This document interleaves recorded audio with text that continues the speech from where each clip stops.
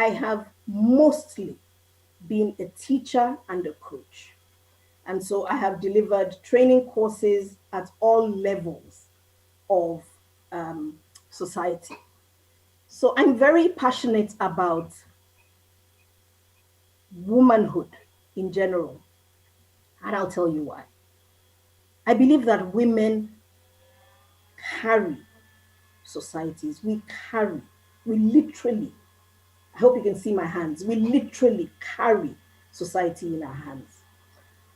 You know, there's a popular saying that says that the hand that rocks the cradle rules the world.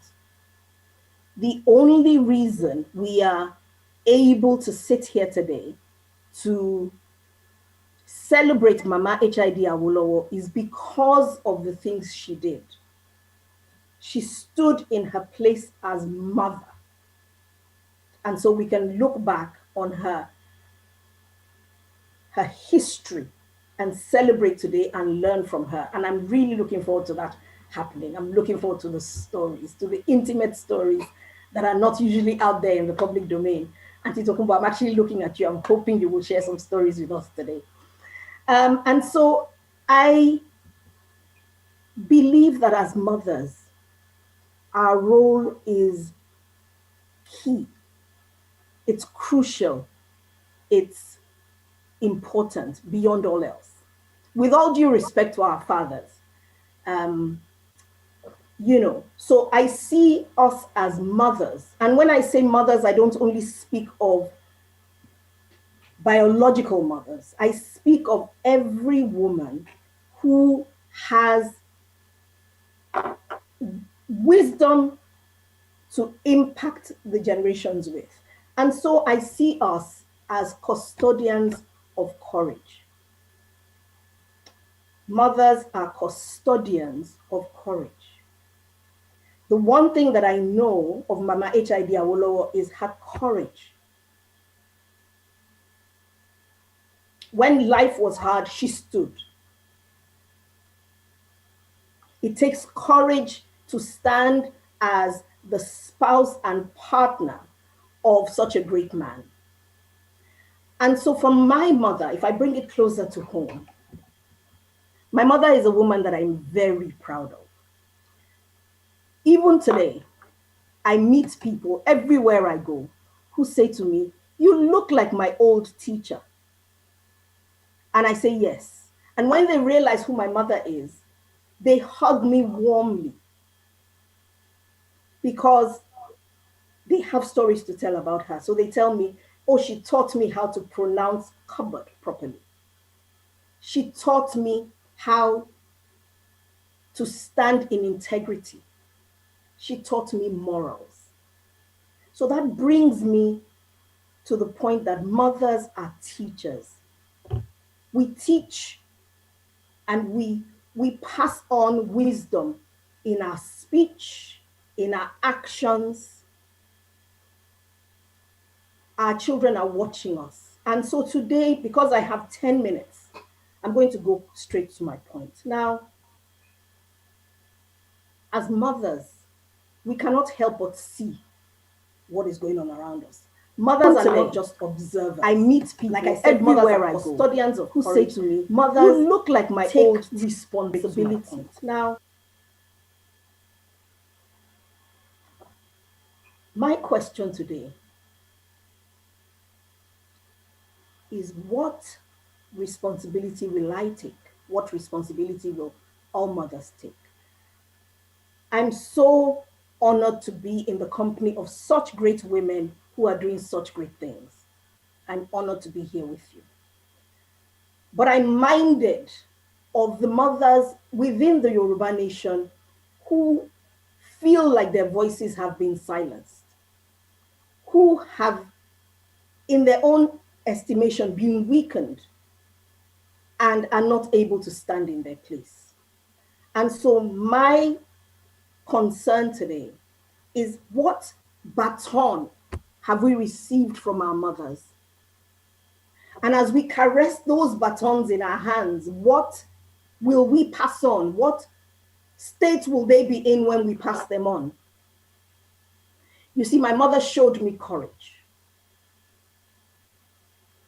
As a young child, my mother was courageous enough to chastise me when I needed it, to teach me when I needed it, because she understood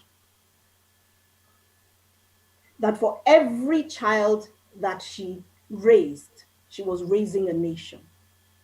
My mother was a teacher all her life. In fact, she was my headmistress when I was in primary school. In July this year, my mother turned 84. As I read the messages that were sent to her by my classmates and all other staff school children, I wept because I saw legacy. And so, as mothers, we are here celebrating Mama HID Awolowo. We're here celebrating our own mothers. What will be our legacy? Because you see, a time will come when our children's children will ask us, when the Yoruba nation was hurting, when the Yoruba nation was bleeding, what did you do, Mom? What did you do, Grandma? I want to be able to say I stood. I want to be able to say I served. I want to be able to say I imparted courage so that every woman was inspired to stand within her community as teacher, as leader, as change maker, as binder of wounds. We have a young population, a predominantly young population. The statistics are scary. When we look at the rate of unemployment, when we look at the troubles that we have within our nation, if we mothers don't stand up and correct those problems, they will continue. You know, the first, Erelu Tuashe said, it is important to remember. Many years ago, I got a prompt to remember to remember. And I wondered why. You see, it's easy to say remember, but sometimes we forget to remember. So today I want to charge us to remember to look back so that we may remember. So that we may remember. And in remembering, we may remember the women in our nation who have set a wonderful example for us. Like I said, they've passed the baton on to us. I feel the weight of the baton in my hands. I know that all the women on this platform feel that weight. It is a huge responsibility that we bear. My dream of a thriving, flourishing Yoruba nation depends on us. It depends on each of us. A woman who feels crushed cannot raise anyone else up. And so for me, my primary concern is how to raise women up. It's how to raise them in their minds. It's how to encourage them to take their place. And I believe that each one of us, every single one of us has their own area of concern. For some people, it's food security. For some people, it's security. For some people, it's governance. For whatever our responsibility is,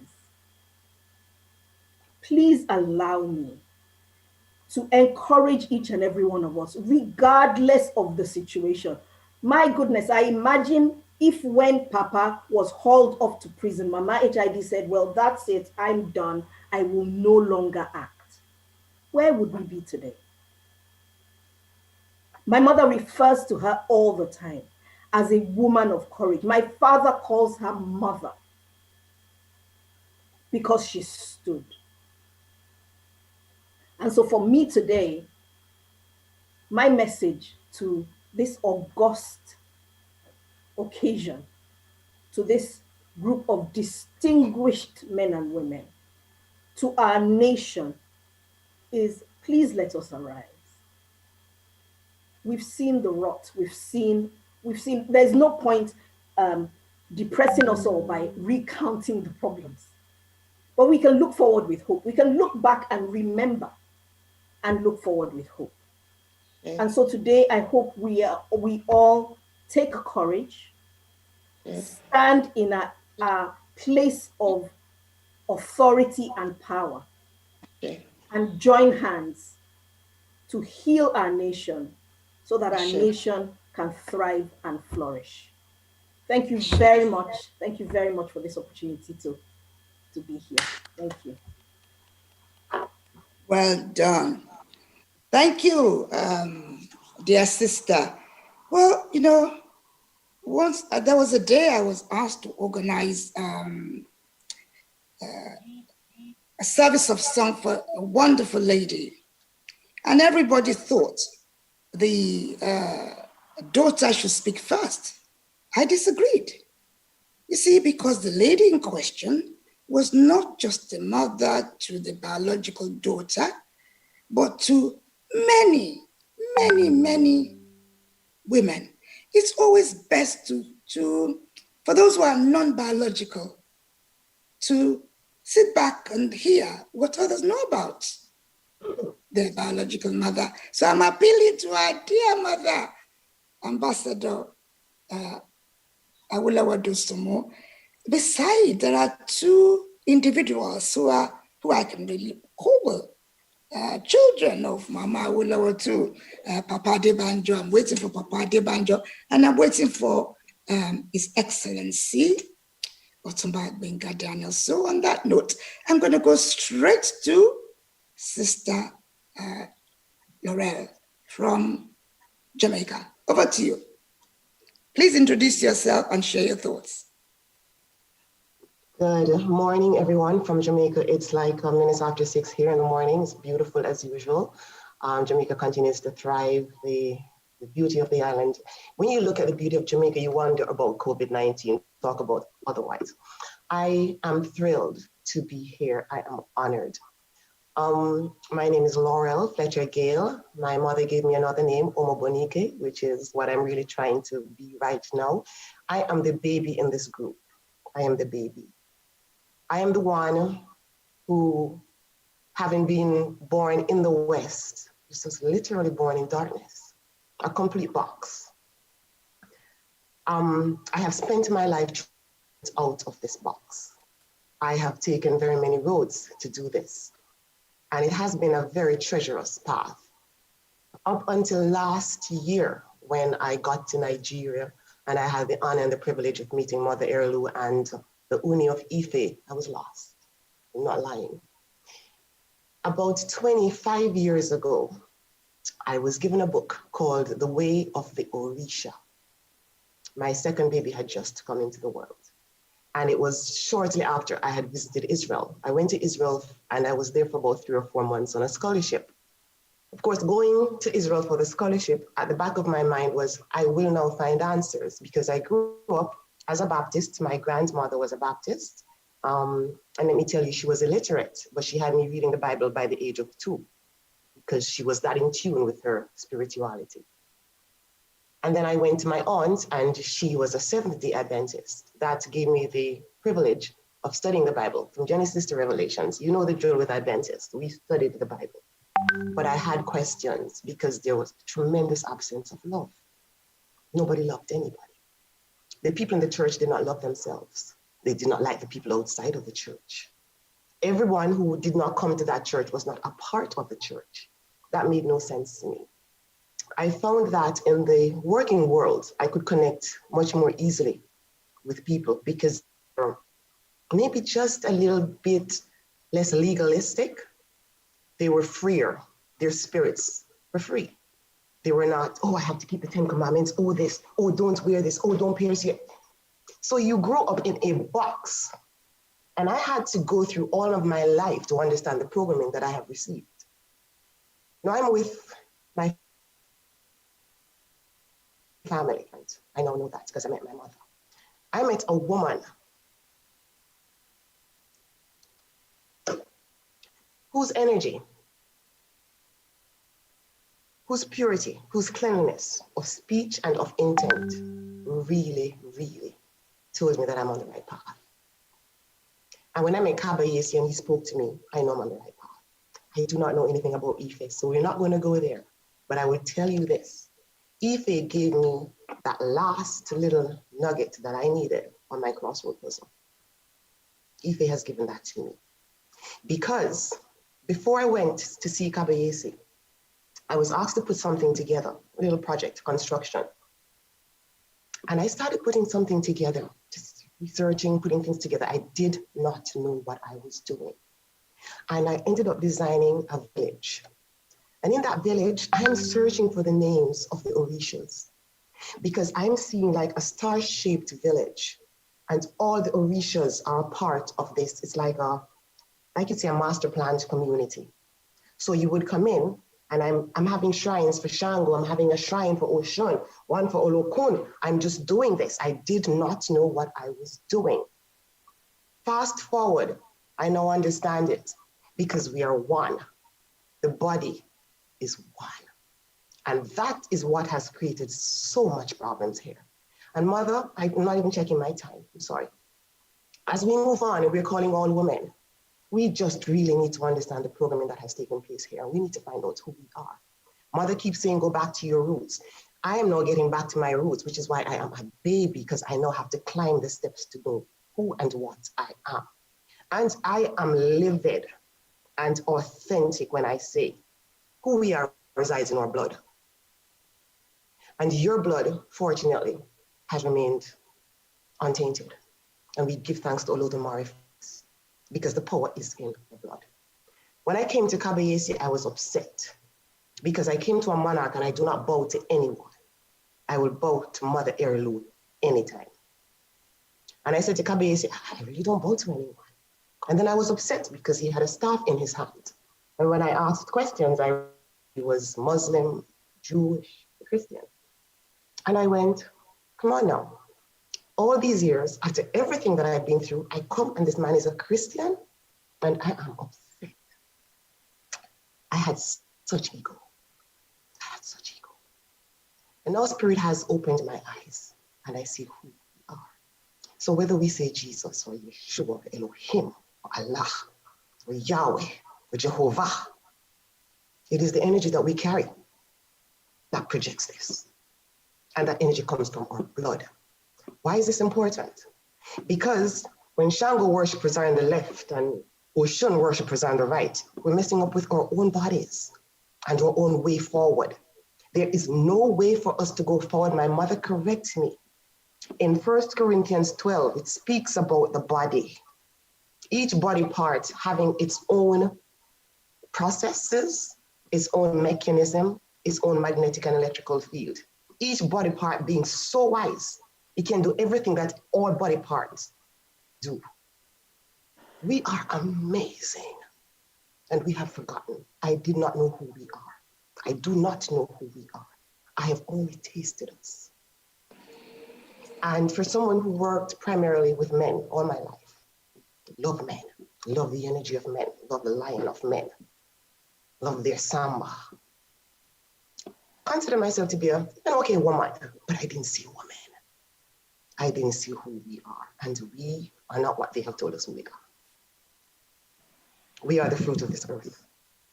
Without this earth, without us here, the earth is not.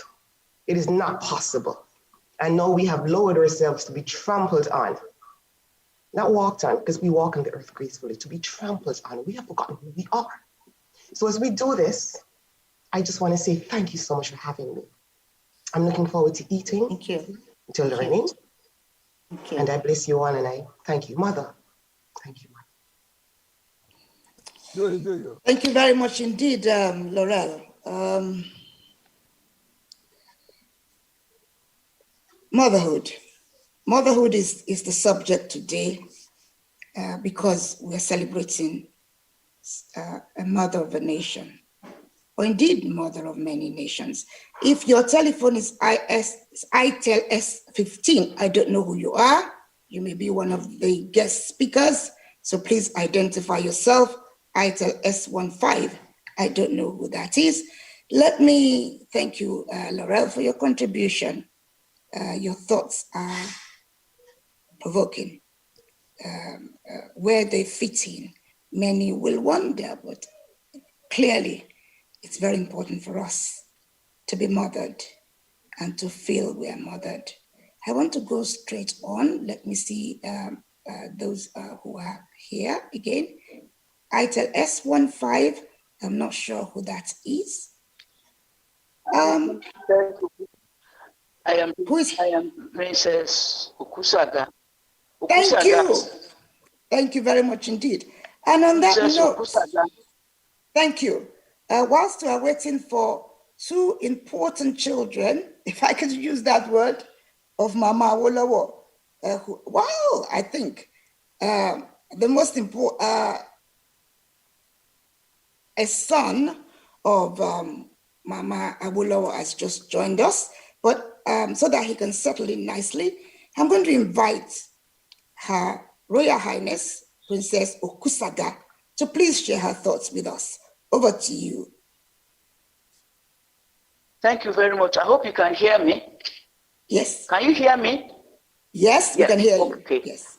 I will sing a song first. Iya lolu.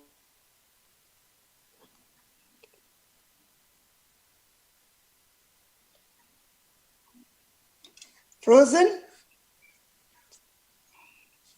Tọ́jú mi tìǹtì, ẹ kú iṣẹ́ mi, èmi kì í yá mi kú ṣẹ́, pẹ̀lú tẹríba mọ́lẹ̀. Èmi kò lè tọ́ṣẹ́ fún ìyá mi mọ́. Ndao. I don't know how to translate that into English, but it's just a song to praise mothers. The mothers are the rock of any nation. And today we are celebrating mothers, and particularly one great mother. I have the privilege of knowing Mama Ichaide from the day I was born, so to speak. So, my father being one of Papa's lieutenants in the First Republic, and I am glad to have known Mama all my life. She was a great woman. One of the things I love about her is her humility and courage. In spite of everything that happened, in spite of the vicissitudes they went through, she was a very courageous woman. And I learned that no matter how bad things are, a woman of courage will always succeed and overcome. I thank her for the lessons I learned from her. She was a great mother, and she was a great exemplar to young women growing up, and particularly to me. I learned a lot. And I must say, she is one woman who gave the Yoruba woman a good name, a good image of what a typical Yoruba woman should be. My father also gave me a lesson on what it is to have integrity. Though we're not talking about fathers today, maybe the day will come when we talk about Baba, but today, when you have integrity and courage, you have the two best things in this world to fight any vicissitude of life. She was a great woman. That is what I will say about her. And I know Sister Tokumbo is there, and she knows me well. I know her too, and she knows that I have a great respect and regard for Mama. She's always been my Mama. And though she's in the other world, she's still existing, because I don't believe there's anything. It's just only a door that separates this world and the next. When you are here with us, we see you. When you cross to the other side, you're still living though we don't see you. So there's nothing called dead in the real sense of that word. So I will not say much because I can't stay with this Zoom meeting for long. I lost my uncle this morning, and we're on the way to go and bury him now. Muslim rights. People are already going there. But I said I must put my voice in here before leaving, because he has told me before he died. At least I met him yesterday, and he said, you should be the one to handle my burial. So I have to be there now. But I've sent people. So I should just talk to you now before going there. Thanks for having me on this program. Thank you very much indeed. Princess, thank you very much. Eku ẹ̀yin òpó ọ̀run iwájú tán kọjú sí àdá o ẹ̀yin wọn náà àdá. Thank you so much for joining us. I'm very, very grateful. Thank you. On that note, I'm delighted to say our keynote guest speaker of honor has joined us. And I'm going to remind us, as I stated earlier, today we are going to really remember the past. We want to remember past incidents because it's very important that we do. Consequently, in the presence of Ambassador Dr. Olatokunbo Awolowo Dosunmu, the last biological child of Papa Obafemi Awolowo and Mama H.I.D. Awolowo, I have a most cherished privilege of welcoming our keynote speaker, Oluomo of Remoland, Oluomo of Nigeria, Oluomo of the whole world. Somebody I recall was of tremendous assistance to me personally as I struggled with the departure of my late beloved Kabisi Oba Funsho Adeolu. Please join me in welcoming His Excellency Otumba Gbenga Daniel, former governor of Ogun State, who is going to address us on Mama H.I.D. Awolowo, Asiwaju Obinrin Oodua, lessons for Yoruba women of today. And His Excellency has 20 minutes, and he'll be followed by our dear Papa, Pa Ayo Adebanjo, an Afenifere chieftain for 70 years. So, studio, we know the order.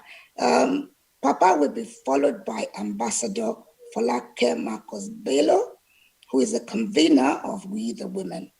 And she's going to speak on Ogun State as an example of a good practice. So, over to you, Your Excellency. Ekabo, see it or not. Thank you very much. Am I audible? Yes, we can hear you. Thank you very much for convening this yet another of your now very popular Zoom meetings. I can only pray that God will continue to sustain you. I saw how you, in great difficulty, tried to navigate one of these Zoom meetings recently. You've done very, very well. Our dear ambassador, my dear sister, my auntie, Ambassador Tokunbo Awolowo Dosunmu. Once again, I thank you. The last webinar that you participated reverberated across the length and breadth of the country, and I am compiling the comments, which I'm going to send to you, so that you know that despite the fact that you took a different perspective, everybody came to a large extent to agree that probably that your perspective is the way to go. Ọlọ́run á túbọ̀ máa dá yín sí fún wa o. Ẹ ti di màmá gbogbo wa o, ẹ dẹ̀ ṣe màmá wa kalẹ̀ o. Our Papa, permit me to specially greet Pa Ayo Adebanjo. I am supposed to have gone to see him, but because of this COVID, and the things I want to discuss are not matters of the phone. So I'm publicly apologizing to Papa. But I just want to thank God for your life, that you have been present to give us the right perspective about some of the things that happened in the past.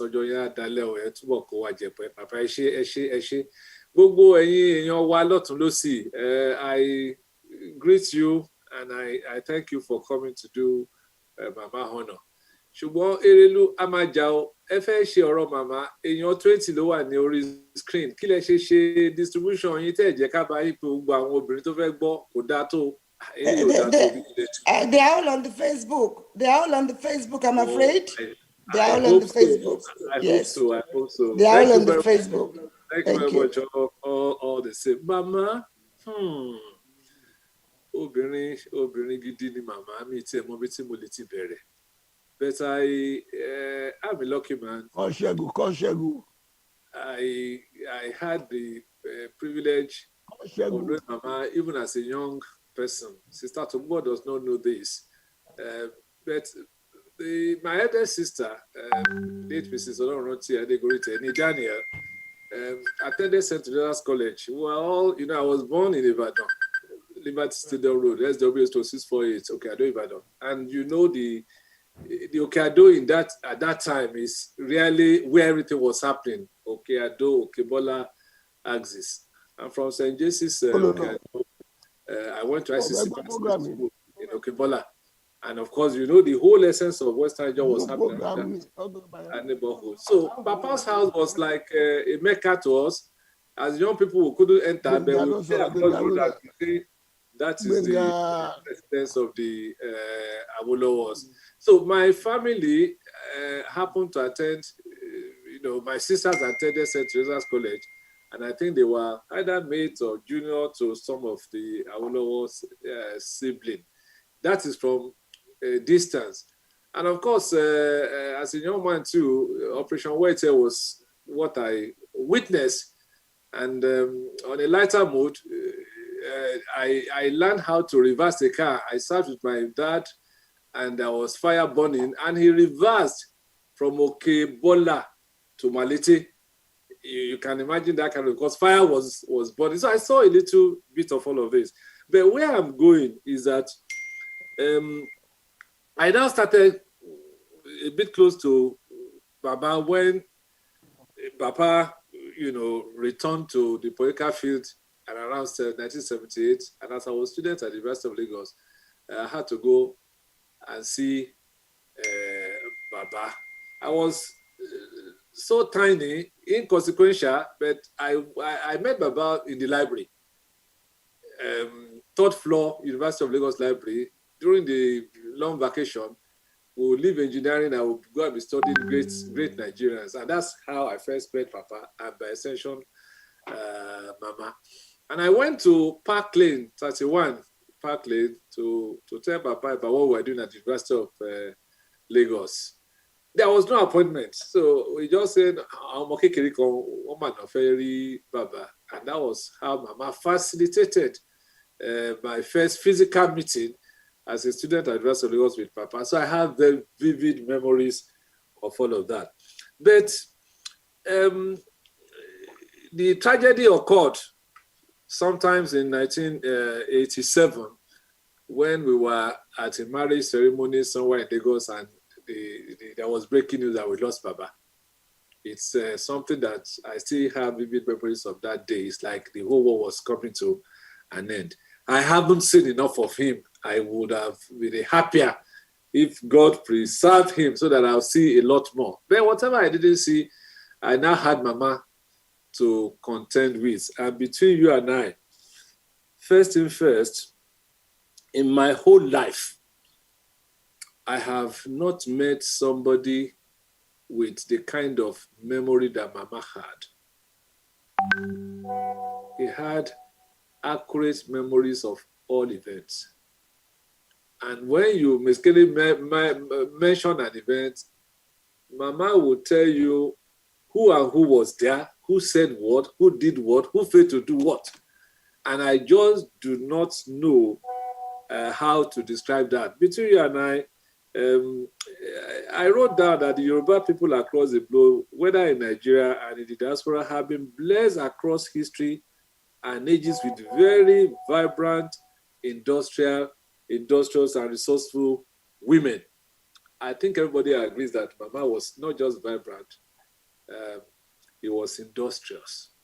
And she was industrious, and she was very, very, very hardworking. Now, Mama HID Awolowo epitomized lessons in resilience and loyalty.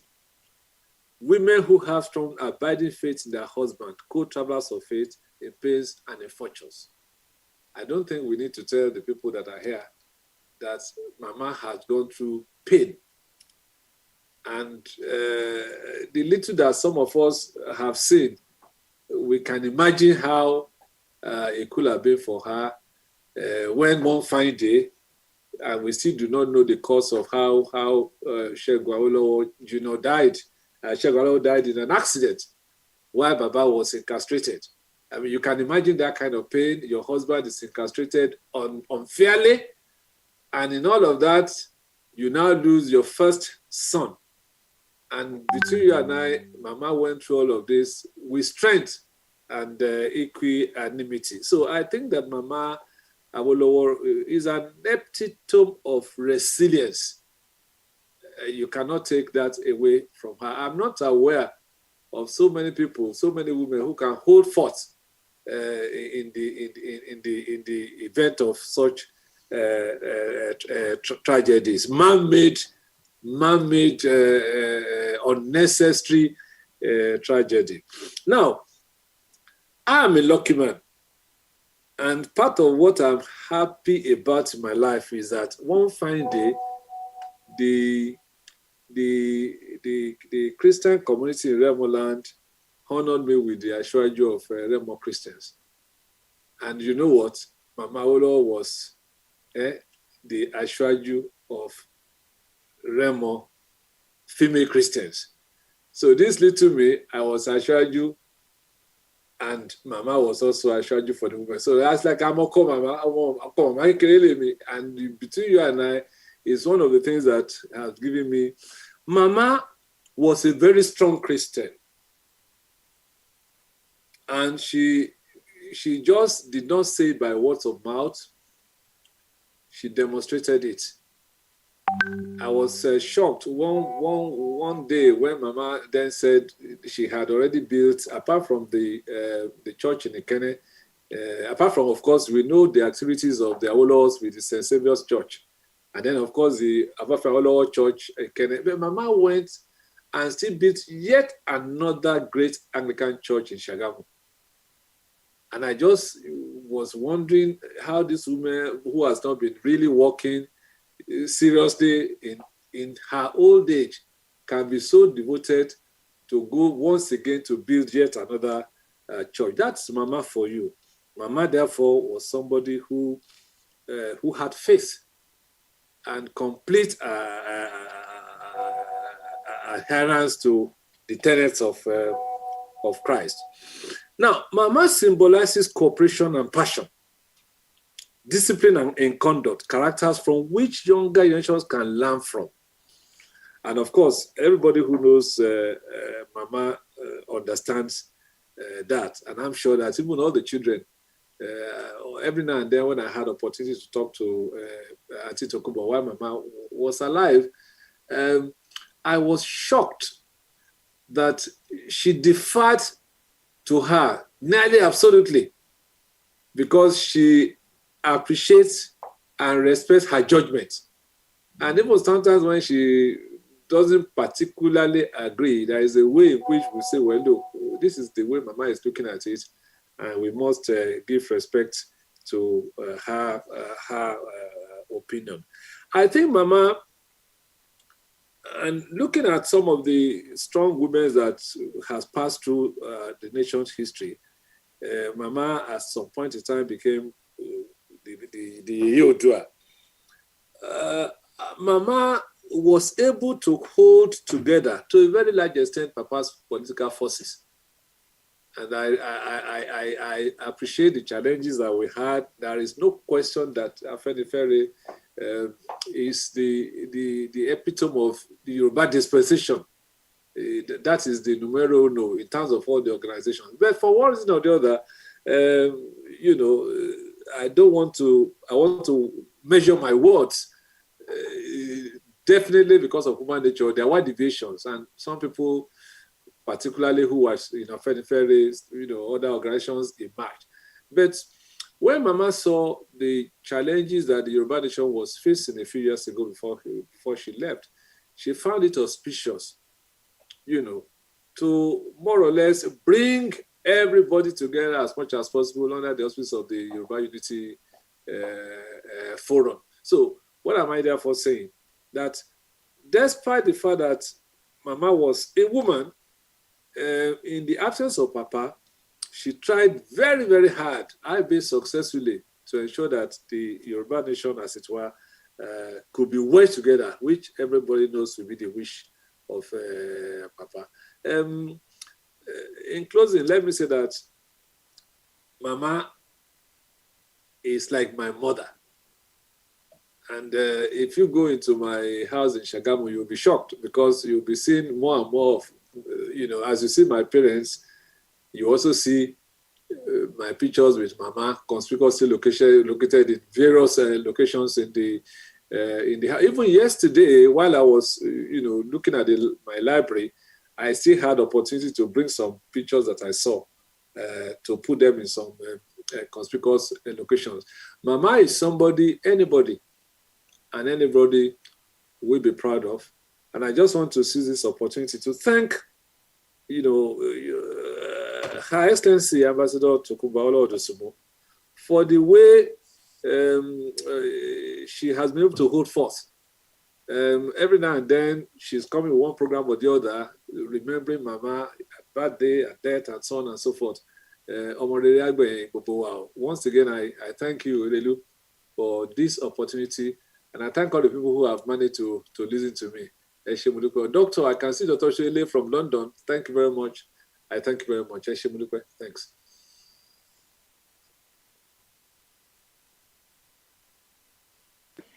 Your Excellency, thank you very much indeed.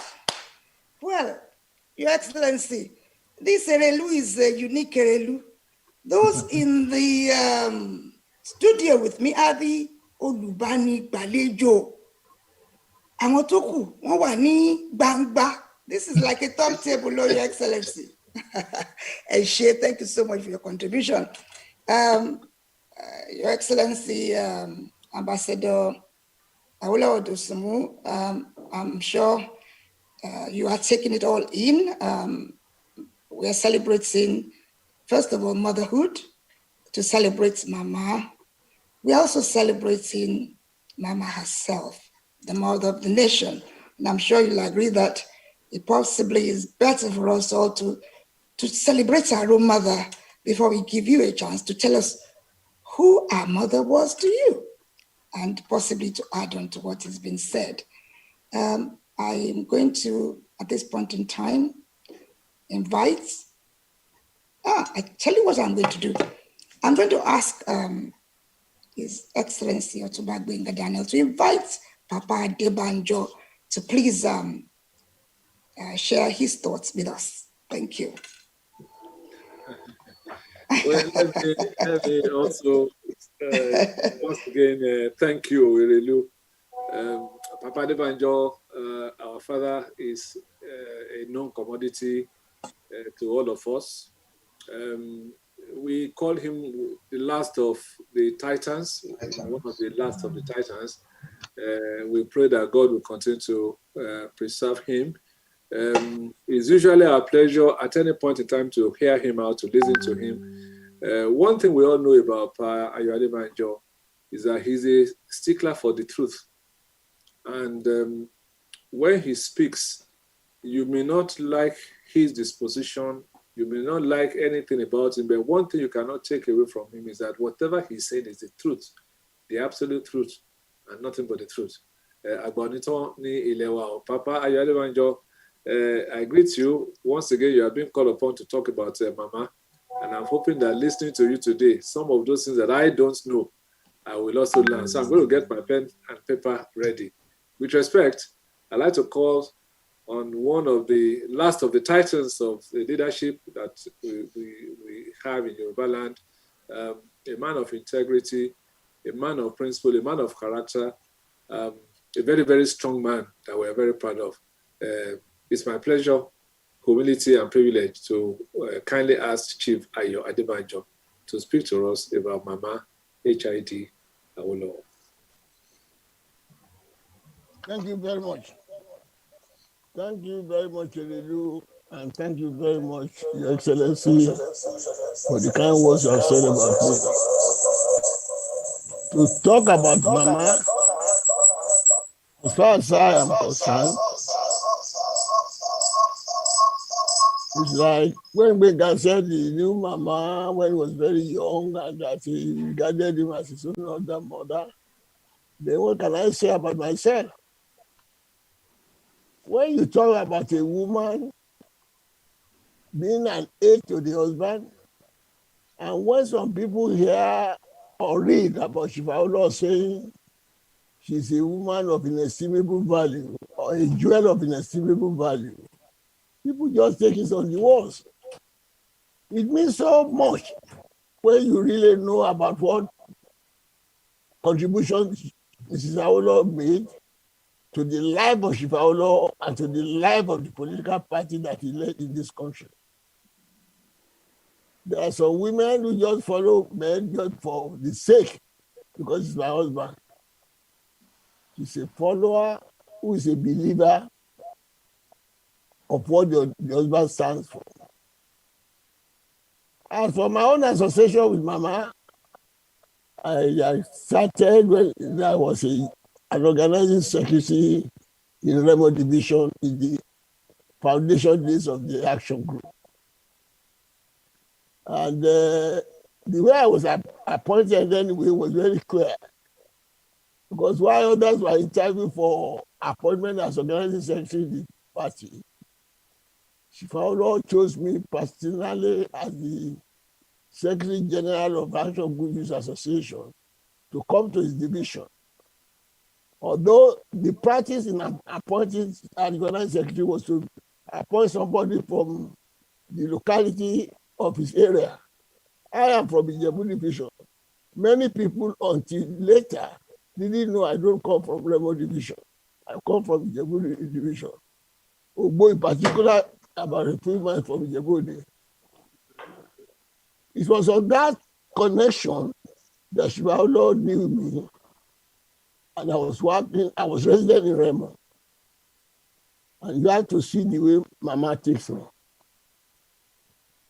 From that on, the picture you will have is that when I finished the work of the Action Group in 1957,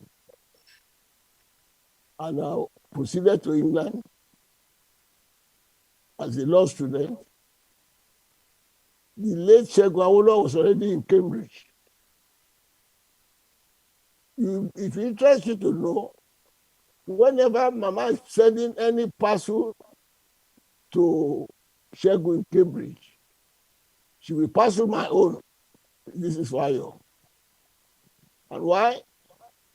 I spent about 3 or 4 years in Remo doing organizing secretary work. I was part and parcel of Awolowo family thereon, to the extent that today, when you go to Ikene, in the Papa Awolowo's life, the elder women and the other citizens of the place say, immediately I entered, they say, Omo Baba. So when the people jealous that they say I'm Awolowo's child, this, they really don't know where we are coming from. It's as far back as the 50s, when some of these people were not born. But what is significant is that the way Mama treats anybody attached to his husband and to the party, the love she displays to them is unimaginable. She's very motherly, loving, affectionate, and honest and sincere in her disposition, not any fake thing.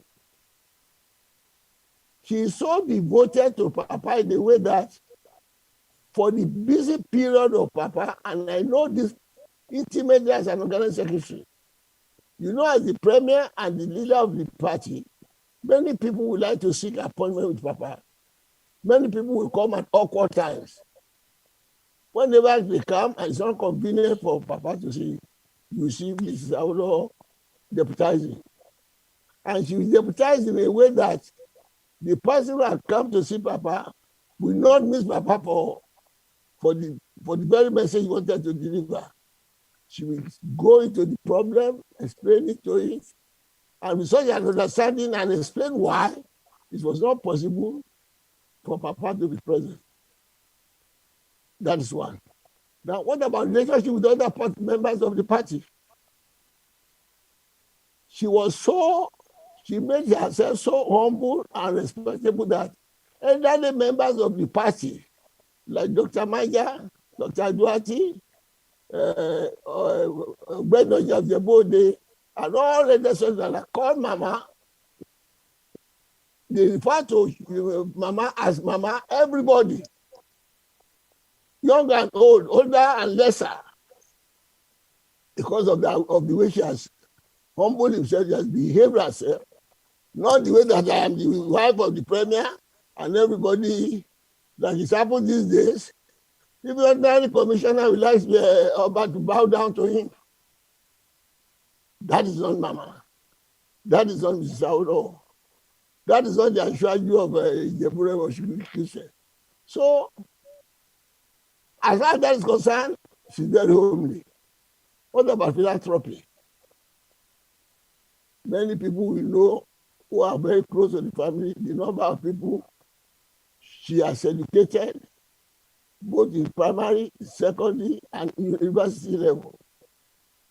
And as for the Christian life, Osubagbe has mentioned the significant aspect of it, that besides what she and the husband did for the St. Saviour's Church,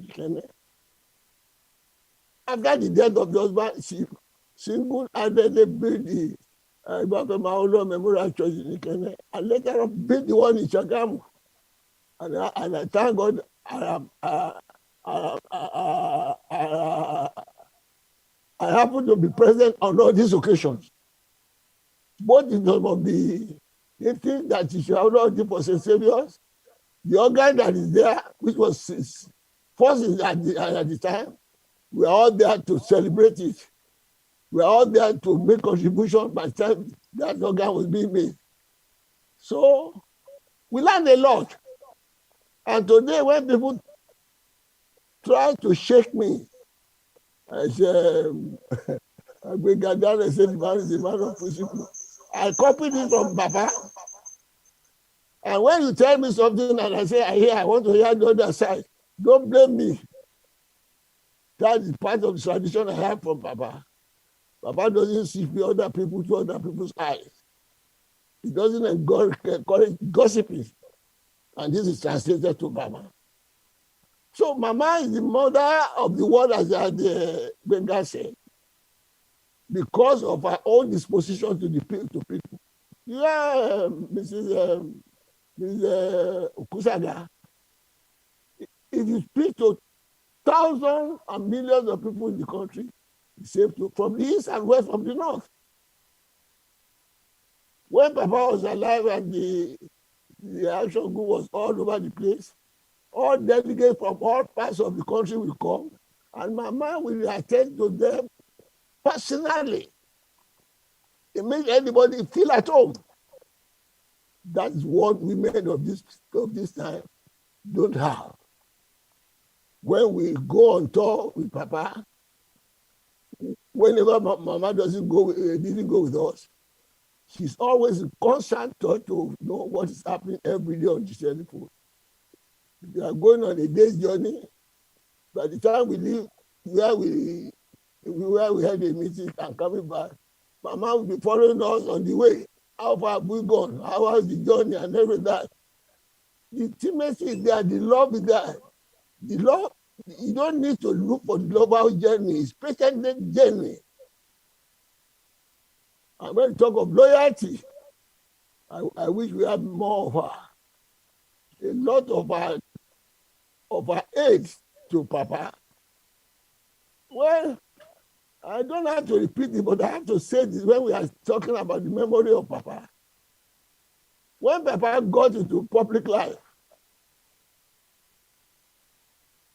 he was short of income as against the income he was earning in private life. I'll give you an instance. When Papa became the premier of the Western region, the salary of the leader of government business there was 2,500. And the premier was earning 3,000. The late H.O. Davis, to ridicule Papa, said, that amount is too much. How can you earn so much? But to the glory of God, Papa demonstrated that it was a big sacrifice for him to leave his practice to come and take that job. And he published the account that at that time, his declared taxable income as a practicing barrister was over £9,000. That is the job he has left to come and take the job of premier for 3,000. And I was able to make up. That is HID Awolowo for you. The shortage of responsibility as a result of shortage of income, Mama took it off.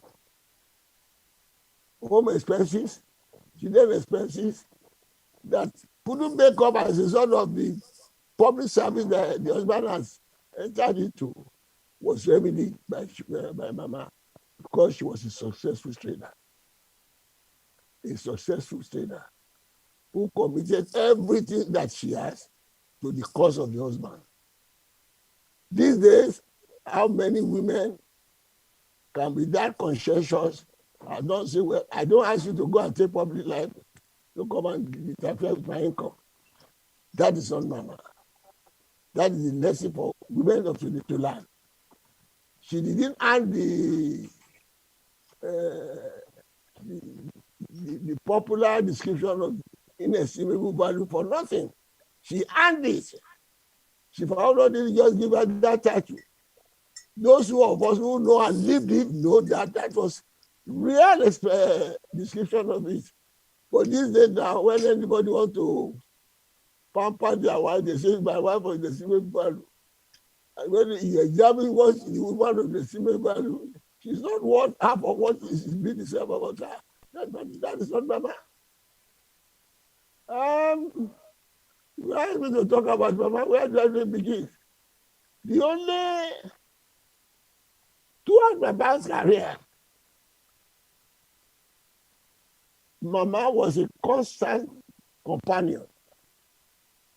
We are doing congresses, we are doing campaigning. She's always there.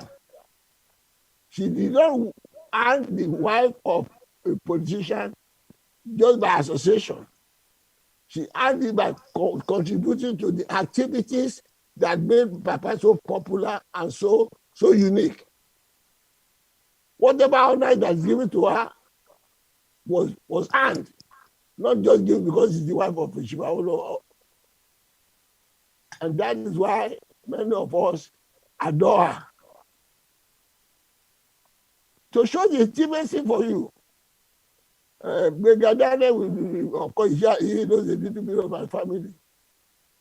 When I was a student in England, I was a privileged student who the premier of the country often make an appointment to take a lunch with me whenever they are in London for holidays. Mama will come with it. And you'll be surprised that she found out does not relegate any lieutenant before his children. On an occasion, Segun, the late Segun Awolowo, accompanied the father and the mother to my premises in London. I met them at the gate, and Segun greeted me as he should. So when we went up in my room, Papa did not know Segun has seen me before. And Segun just sat down. He said, Segun, what's matter with you? I had to call to the defense of Segun. Papa, he has seen me. But what happened these days? Your so-called leaders today will now ask members of the party to come and portray for their children. And I left him as an organizing secretary. I was just a student in London. That is the discipline of Papa. And he honors lieutenants. And that is what the Mama too inherited. So the life of Awolowo, when the people ask me, anybody who has read my book will say, what has influenced me in my life? After God, Awolowo, and the late Bishop S.I. Kale, they really patterned my life, either for discipline or for the approach to being strict. And Mama has one distinguished thing that whatever concerns the party, she doesn't waste time about looking into it. People will remember when Papa was under detention and there was an election in the Western region. It was Mama who led the UPGA at that time with the broom to campaign all over the country. She was a good substitute for the husband for activity, not because she doesn't need to be trained. She doesn't need to be told what to say because she developed those things with her husband. I'm saying this for women who are listening to what Awolowo is. And when we are celebrating her, they should know why we are celebrating her. It is not just to celebrate her because she was the wife of Mr. Awolowo. No. She was the wife of Mrs. Awolowo, who performed the duty and responsibility of that office with great respect and dignity. I want to give room for others to talk. Yes, sir. But there's one, I want to make one correction. Yes, sir. Daniel talked about the formation of a unity forum. This is the first time I make it public.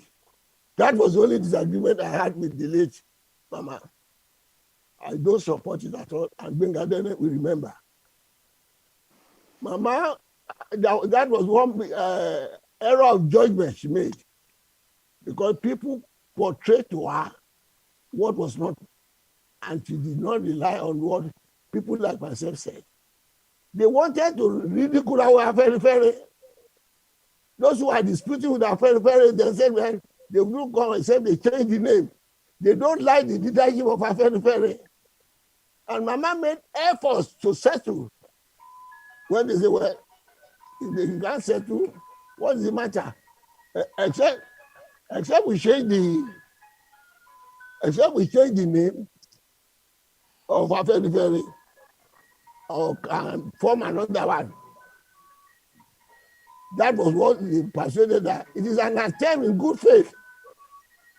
We didn't know that, well, if that is the only thing, let us call it Yoruba unity. And I tell Mama, they want to remove the early stage of your husband. If you don't know, I will not participate on it because I know. Unity forum what? To rival a very. And when people talk of lack of unity in the country today, that's why I disagree with them. There's no unity in Yoruba land. It is those who don't like the leadership of Afenifere that wanted to found another party. Not that because you have to hear this word when I'm still alive. Because those are the stories that people have been parading. But I didn't oppose or criticize openly the Unity Party of Unity Forum. Why? Because of my loyalty to Awolowo. But at that time, people will misconstrue it, say, even I never disagree with Mama. That is what they be saying. I just keep quiet. Then Daniel will remember the days he asked me to come to that meeting, and I said, I will come. And the late Oni of Ife, about Okwadeshuyade, they also persuaded. I said, I wouldn't know. These people wanted to split Afenifere, but Mama didn't know that. But I who know it, I would contribute to it. So, if you notice today, you know what persuasion you had to make. I just kept quiet. Because I won't disagree with Mama openly to be misconstrued publicly. That, I never disagree with our family. No. I just let it go. But I take my view. And then I asked it today, what has the Unity Forum been doing that Afenifere is not doing, other than the leadership? So get it clear. It is not a question of anything. It is like Afenifere. That was why they misused. And they used Mama's name to stabilize Yoruba Unity Forum. That is all. That was nothing they did. But the name of Mama being attached to it, people just went there. And people like me, You couldn't say a word against it because of Mama's, of the respect that we had for Mama. That is the public correction I like to make. After that, to my Mama is as good as my mother, and as I told you. And further, I think I should mention this. The child I had in London, my first child, Adiola, Mama is the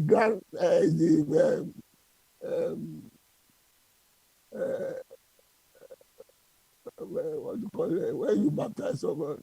Godmother. Because she couldn't come, she said Mrs. Oyediro was then in London to represent her at the baptism ceremony.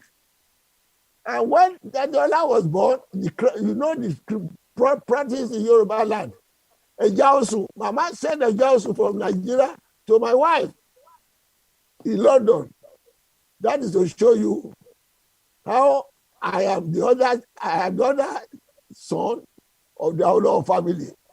They wouldn't do any other thing for their children that they have not done for me.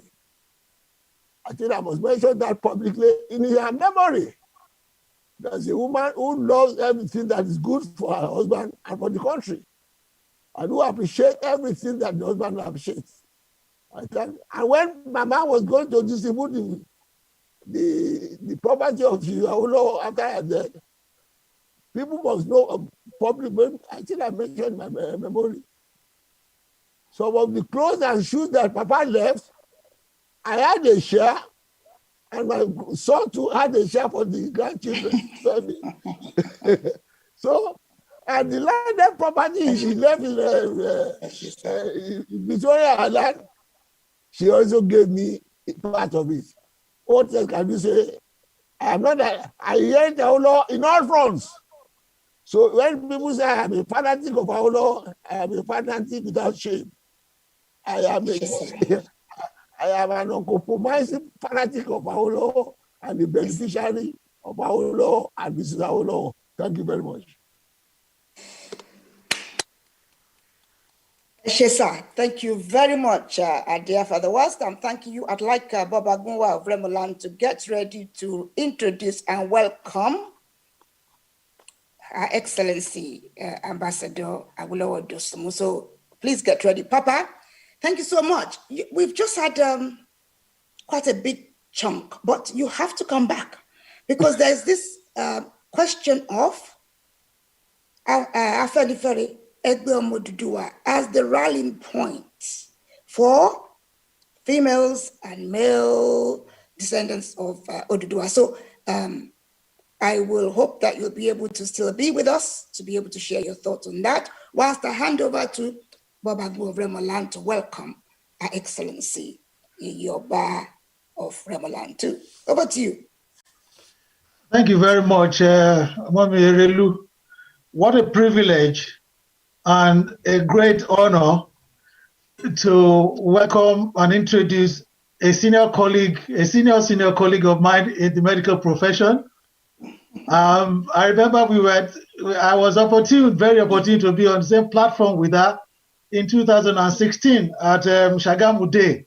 And in my privileged position to address people, I address a lot spiritual and temporal. And when Mommy Tokumbo was going to speak after me, she corrected me that the full thing should be by law spiritual, temporal, and medical. Thank you very much, Ma. What an honor to introduce the last biological offspring of Papa, the legend Obafemi, and Mama HID Awolowo. Her Excellency, my revered senior and mommy, Ambassador Adetokunbo Awolowo Dosunmu, the Yeye Oba of Remoland. You're welcome, Ma. Thank you. God bless you. Over to you, Ma. Thank you very much indeed, Dr. Shoile. I was hoping you would speak Remo again today, but it's probably not appropriate because I was so jealous that day in 2016 when they introduced you that you came from London and you just burst into original Remo. Really, I'm so proud of that. Thank you for remembering. Nice to see you. Nice to see you. I would like to thank Erelu. I don't know how many times we can thank you, but we can't thank you enough for all you are doing for the Yoruba nation. I thank Uncle Chief Ayo Adebanjo. I remember in those days when you and Sir Laniwaja used to come to see Papa, you saw Papa and Mama more than we did. You had dinner with them more times than we did. But the few times that I was there, I remember that it was always because once you started your discussion with Papa, the three of you, Mama, late Auntie Mrs. Ajayi, and Auntie Mrs. Adebanjo, they will fall asleep. And it was always a competition. Some of them would be snoring, some of them would be knocking each other's heads, and you and Papa used to laugh at them. Those were really happy days. I welcome His Excellency Otumba Gbenga Daniel, who was also a son to Mama, particularly during your tenure as governor. You did so much. You were so close to her and so close to the family, and especially during the tragic times of late Mrs. Chuyode's illness and death. So I welcome everybody. And of course, I've seen my darling Bimbo on the platform. I see that you have tied your head tie in a very special way. Mama used to love your mommy's head ties, and she used to wonder how she tied them. I'm glad that you have taken after her in that respect. And of course, you've taken after your dad in erudition and poise. Thank you all for being here. I've been very anxious to speak because I thought it was necessary to give Mama's a brief of Mama's life story, because it would explain a lot of why she did what she did, and people would understand better why she was who she was. She was born on November 25, 1915, and she died on September 19, 2015. It'll be 5 years tomorrow. I wish we were doing this tomorrow. It will be 5 years tomorrow since she left us. And that day was a Saturday also. It was a Saturday, and it was a unique day. She had a family meeting. Her family from Ikene were there to prepare for her centenary. And I was there, and she was as sharp as anything. She was so sharp, she was all there. And then later on, her nuclear family, her children, grandchildren, were here to have a meeting on the same issue. And she came to the hall to see us. She was so glad to see all of us together. And she blessed us, and we sang for her. And within an hour that she left us in the hall, she had gone. And I remember when I was called, I came to my house in the compound. And when I was called, I remember being so panicked. And I ran into her room. I saw her lying on the bed, and I scooped her, and she took her last breath when I scooped her. So, you know, she was a wonderful woman.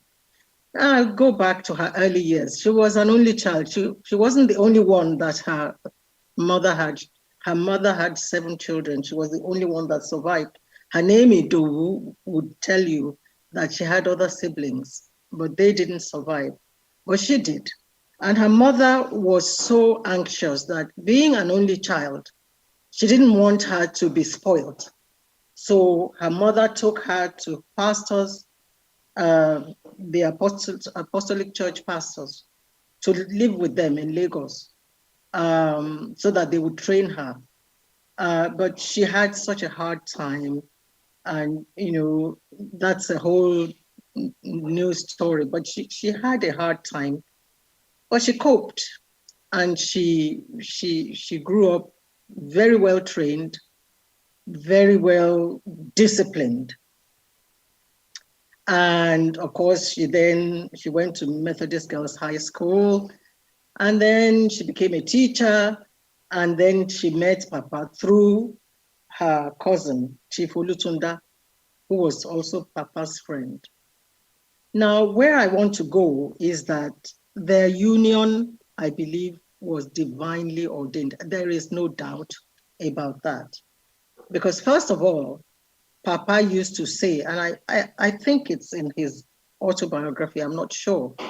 Papa used to say that all his correspondence courses, the exams that he was taking before he married Mama, he didn't make those exams. But once he married Mama, even though he was now a married man with little children, he just passed every exam just like that. So she was his lucky charm from the beginning. When they got married, Papa insisted that Mama must not work, that she must just be in the house and look after him and the children. And in Mama's way, she was very well trained. She never argued. She never raised her voice to Papa. She didn't argue. She just said, okay. Even though she came from a long line of entrepreneurs, traders, her own grandmother stayed in her shop until she died at over 100, well over 100. We called her Yaloye. Of course, by that time, she gave away most of her stuff, but she used to sit in her shop, and she knew everybody that was passing by. She knew their oriki, and that was like the lineage she came from. But Mama didn't argue. However, when Papa wanted to go to the UK to study law, that showed her courage. She was left with 3 children under 6. 3 children under 6 years old, and another one on the way. She did not argue. She didn't dissuade him. And it was during the war when there were torpedoes on the seas, and he could have lost his life even on the way. But she didn't argue. And then when he got there, he took some money that he thought would be enough for him, to live on. He recalled that there were times when Mama sent him money, and he was wondering how Mama got the money. Well, how did she get the money? She used to go to the railway station in Ibadan. At that time, they just used to, bags and bags of produce, tomatoes, onions, and you just bought those bags. You didn't know the condition the produce was in. If you were lucky, they were good to sell. If you weren't, you had to throw them away. So Mama did all of that. And through that, she was able to help her husband. And when her husband came back from the UK and went into politics, that was really when Mama came into her own. As Chief Adebanjo told you, she was the one that looked after people when Papa was too tired, or when people arrived too early in the morning for Papa to attend to them, or when Papa was just not in the mood. Mama was the one that stepped in and looked after the supporters that came from all over the country. And she did all of that. And then the crisis came. His Excellency has told you what it could have taken. On the day that our brother died, I was already in the house. and Mama was coming in from Lagos. She was brought in from Lagos. She was actually carried physically into the house. She could not weep, but she looked so bewildered. I will never forget the look on her face. And she went through all of that. And, you know, when Papa was restricted in Lekki, she didn't complain. I mean, beyond anything, she went prepared with food, not just food for herself and her husband, but food for everybody who would be coming to visit. She was so competent and so on the money. And throughout, she was with him. And as Uncle said, when she was called upon to lead the party, she did it creditably well. But what I found most surprising is that when the Second Republic came again and Papa swung into action again, for me, most women would forbid any talk of politics in their home after all she had been through. But Mama was never one to do that. She, it was always, if Papa said, oh, we have to go again, we have to go. And Mama would say, yeah, so what do you want me to do? Which direction do you want me to go? That was her question. It was never a question of, no, I'm not going to do this anymore. So she was supportive. She was a fantastic helpmate. And then when Papa died, everyone was worried that Mama would not be able to make it. But she made it for 28 years after she had gone. And the driving force for her throughout those 28 years was, how can I do things to make things better, to make everything that Papa left better, so that when I get to see him, I'll be able to say, I was able to move this from A to B to C. That was her driving force. In the Tribune, that was her driving force. In politics, that was her driving force.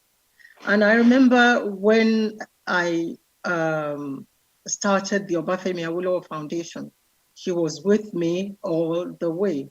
And when I decided to build the headquarters of the foundation in Lagos from my own resources, I didn't want Mama to be there. I didn't want to bother her because the circumstances were quite peculiar.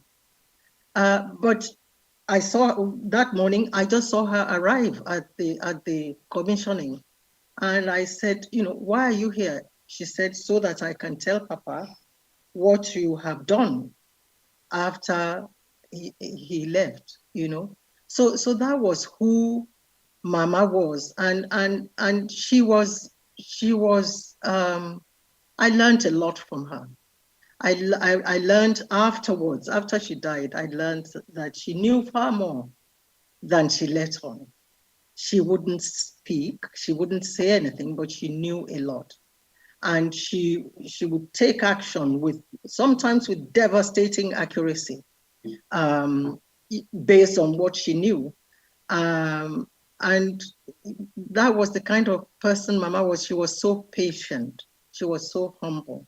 The night before Papa died, Papa shared with her so much. And that kept her going. And the day before she died, I remember she and I had 2 hours talking in her room, in her bedroom. It was just her and me that morning. And we talked about just about everything under the sun. She talked facts and figures. She was on it.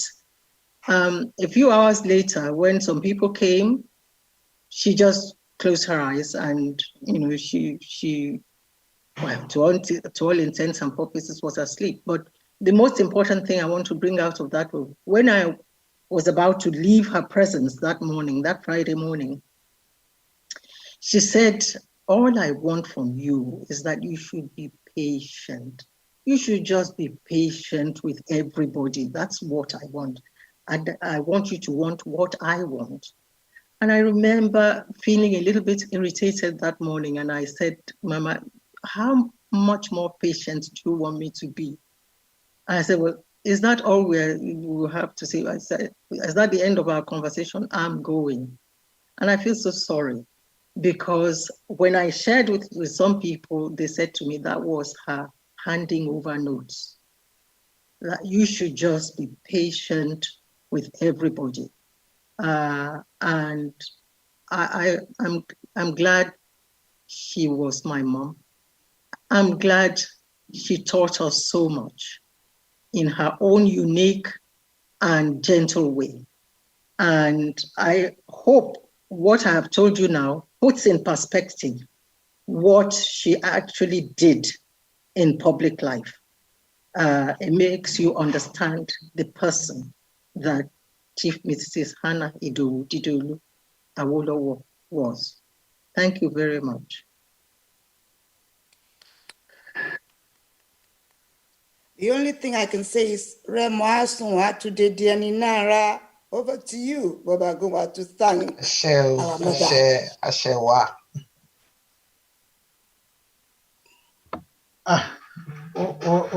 I must apologize for our special guests who are non-Yoruba speaking, because this one will be in our main real dialect.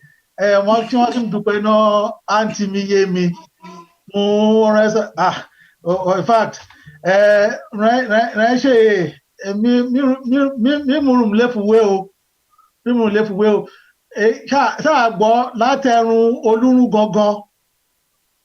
and this would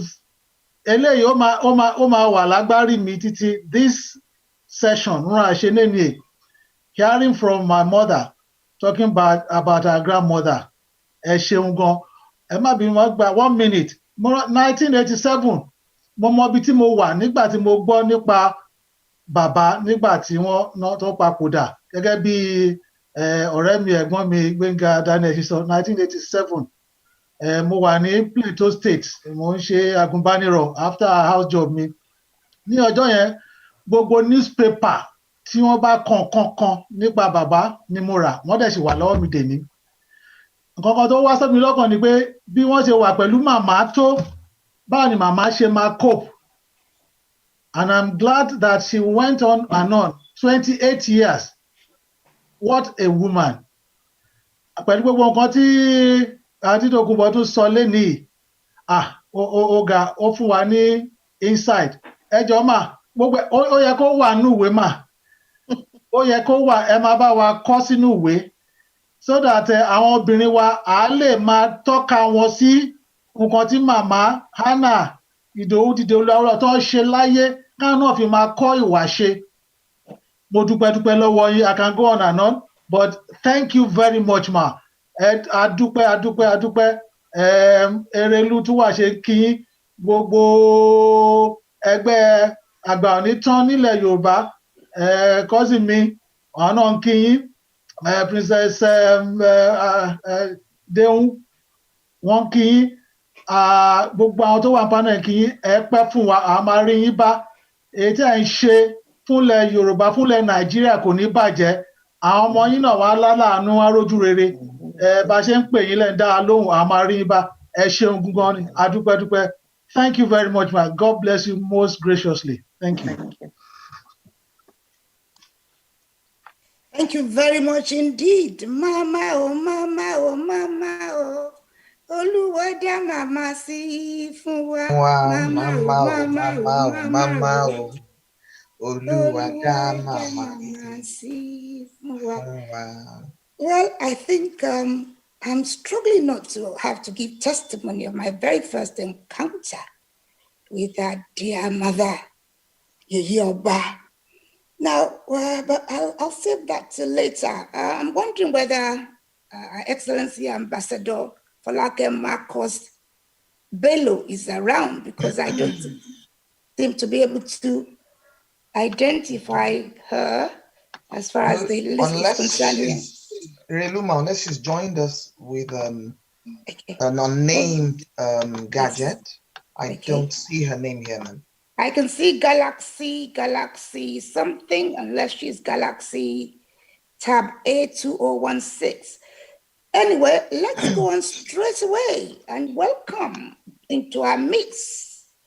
Temple, get ready. A dear sister from Barbados.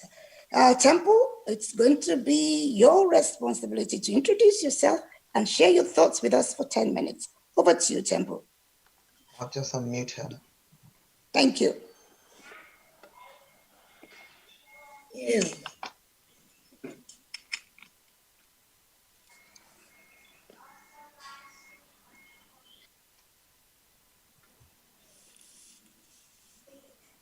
There you are.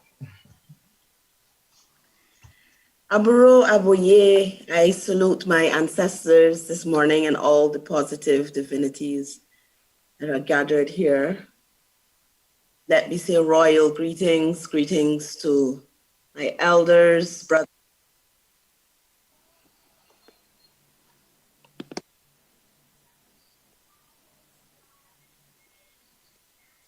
Seem to have lost her voice. Seem to have lost your voice. I don't think we can hear her. Studio. She's back with us. She's unmuted. Thank you. She's back with us. Thank you. Yes, okay.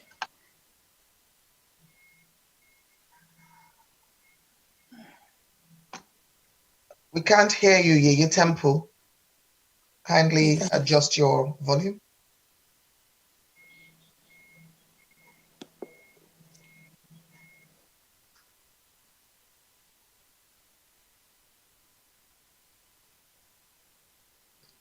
Can you hear us, Temple? Could you come out of the Zoom and log on again? Thank you so much. Whilst we're doing that, to save time, I'm going to have to bring in Deirdre. Deirdre from Trinidad, please introduce yourself and take the stage. Over to you, Deirdre. Greetings all. Let me take off my volume here. Yes, greetings, Erlu. Thanks so much for having this forum and inviting me to be a part of it. Greetings to Princess, greetings to all the honorable speakers and those in the audience. And as I want to especially mention Mama Awolowo. And the way she has inspired all has indeed too been an inspiration to me. I have been asked to speak about my encounter with Yoruba women and the impressions they left with me. My family name is Prescott. My mother named me Deirdre Suzanne. When I initiated into Ifa in December 2009, I was given an additional name, Ifa Ronke. During divination, Ifa said that my Awolowo Araba Olotunji Sumarin was not the one to teach me. Since I had no intention of leaving my spiritual well-being up to someone else, I needed to be taught. I was then told about the Ifa Heritage Institute in Oyo Town, Oyo State in Nigeria, a school that was sponsored and endorsed by UNESCO under their Intangible Heritage Program. I left Trinidad and Tobago in December 2010 and lived among the Yoruba people for 4 years. I lived in Oyo for approximately 2 years and another 2 in Iperu village, not far from Shagamu in Ogun State. In Yoruba land, I was a student of Ifa and spent a lot of time in the company of the Babalawo. And I saw the Yoruba woman from the perspective of the men, who, by the way, are treated like royalty.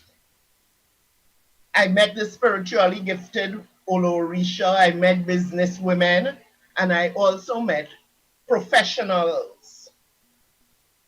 Yoruba women work tirelessly from morning till night and are groomed from the cradle with the importance of finding a husband, being a dutiful and obedient wife, and having children. Being a woman in Yoruba land, more likely than not, you have the sole responsibility of the home, cleaning, cooking, seeing to the children, and in most cases, you're also expected to make a financial contribution. But it is not any of this that sets the Yoruba woman apart, for women worldwide also fulfill these roles willingly. What sets the Yoruba woman apart is their complete acceptance of being subordinate to men.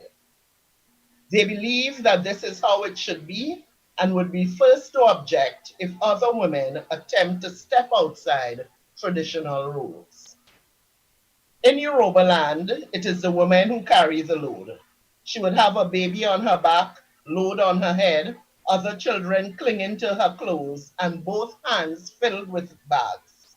The man will be walking ahead of them, setting a quick pace for her and the children to keep, his two hands swinging freely. I respect and admire the women. For while I am not squeamish about a man having more than one wife, sharing the same house, cooking from the same pot, having to make an appointment to sit in my favorite chair is a bit much for someone like me who prefers my own company. The part I would find hardest to deal with is that in a polygamous home, intimacy between a man and any of his wives is not displayed within the house so as to dispel favoritism. No hugging and kissing outside the bedchamber. Aside from normal human jealousy, the women here do not agonize over public opinion or suffer the personal discomfort, shame, and a sense of being wrong that their counterparts in monogamous societies here in the West make themselves crazy over. That a man is entitled to have multiple wives is accepted. Yoruba women accept their role with pride and dignity. Women seek permission as opposed to having a preference and deciding to act on it with or without mutual agreement. When I asked about it, I was told that the women are not smart enough to make certain decisions, or words to that effect. This, of course, is far from true, unless the intellect and sense of adventure in the woman is dulled with lack of use.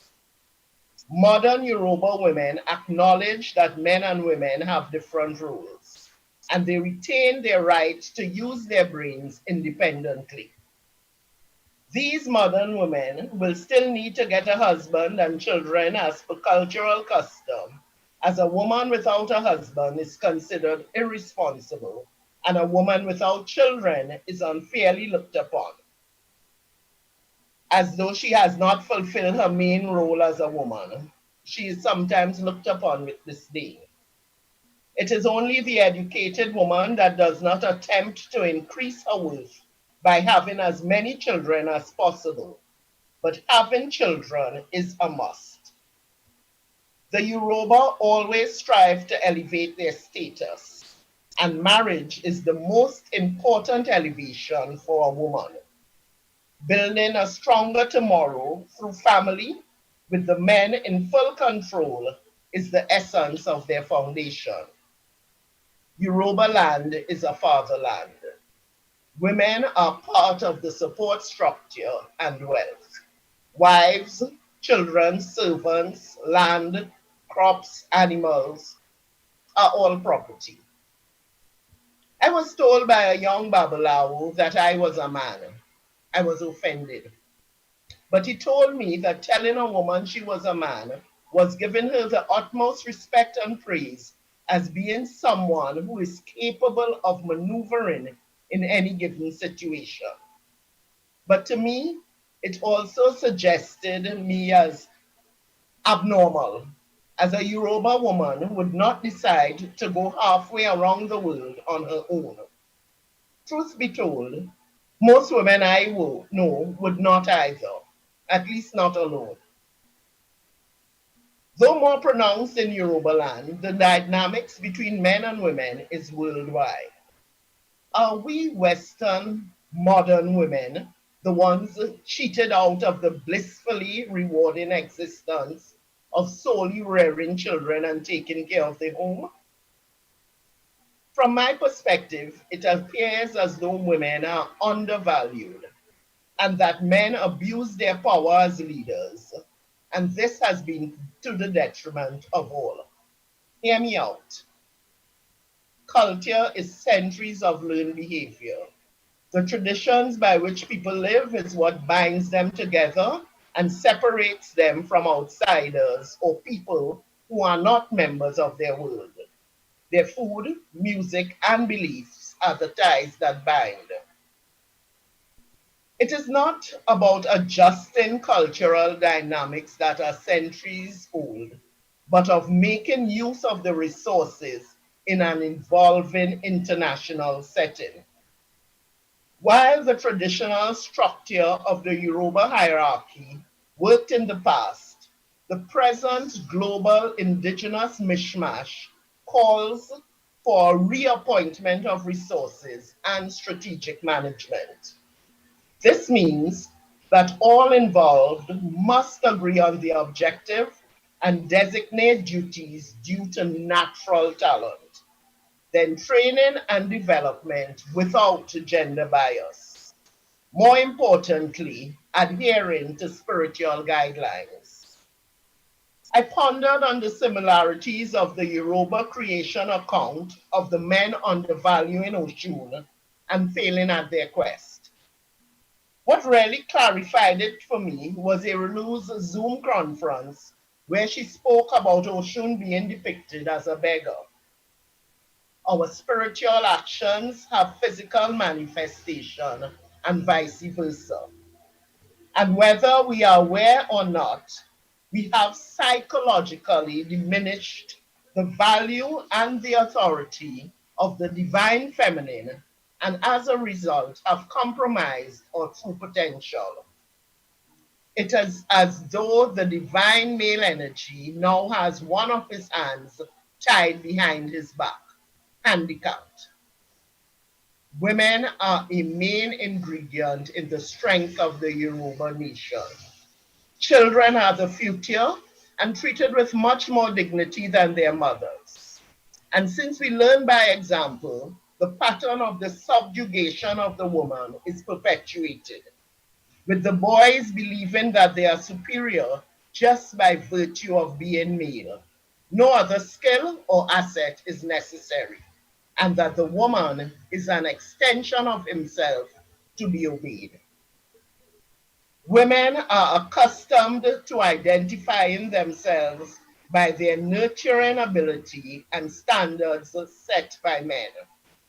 Having been categorized over time, women have become disaccustomed to accepting and accessing their full capacity.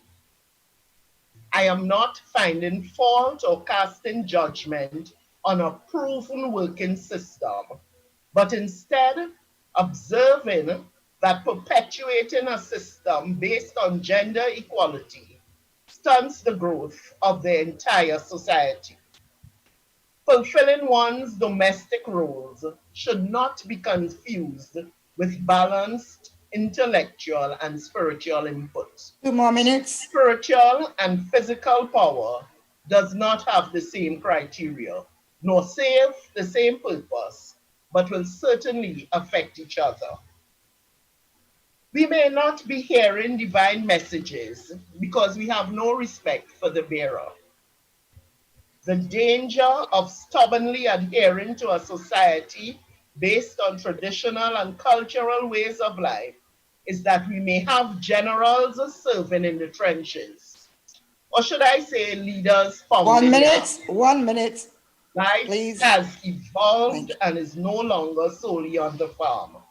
And if the Yoruba are to regain their sovereignty and former greatness, women will be needed both in the homes and at the helm in spiritual, intellectual, and planning capacities.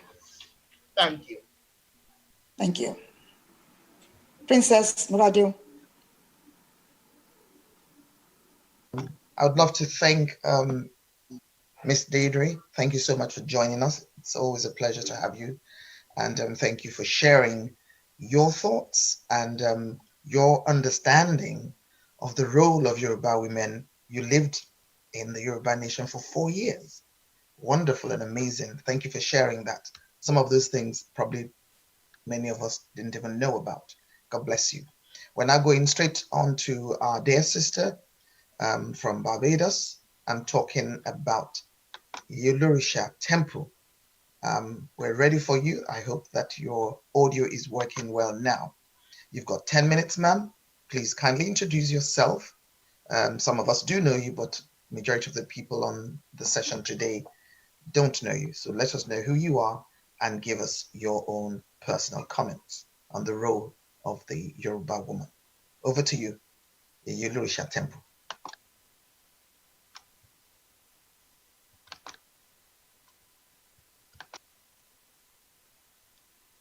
You can speak. You are unmuted. It must be at your end. We can't hear you. Studio, is there any technical assistance you can give, please? Can you speak to? Can you speak now? Whilst we're struggling, we'll go straight to Alaja Bilikisu Savage. Okay. Alaja Bilikisu Savage, please introduce We'll come yourself back and to share you. your thoughts. Thank you. You're very kind. Alaja Hello. Savage. Hello, good afternoon. Hello, good afternoon, everybody. I stand on ethics in protocol. Thank you to Erelu for inviting me and giving the opportunity to speak on this platform. It is a privilege and an honor.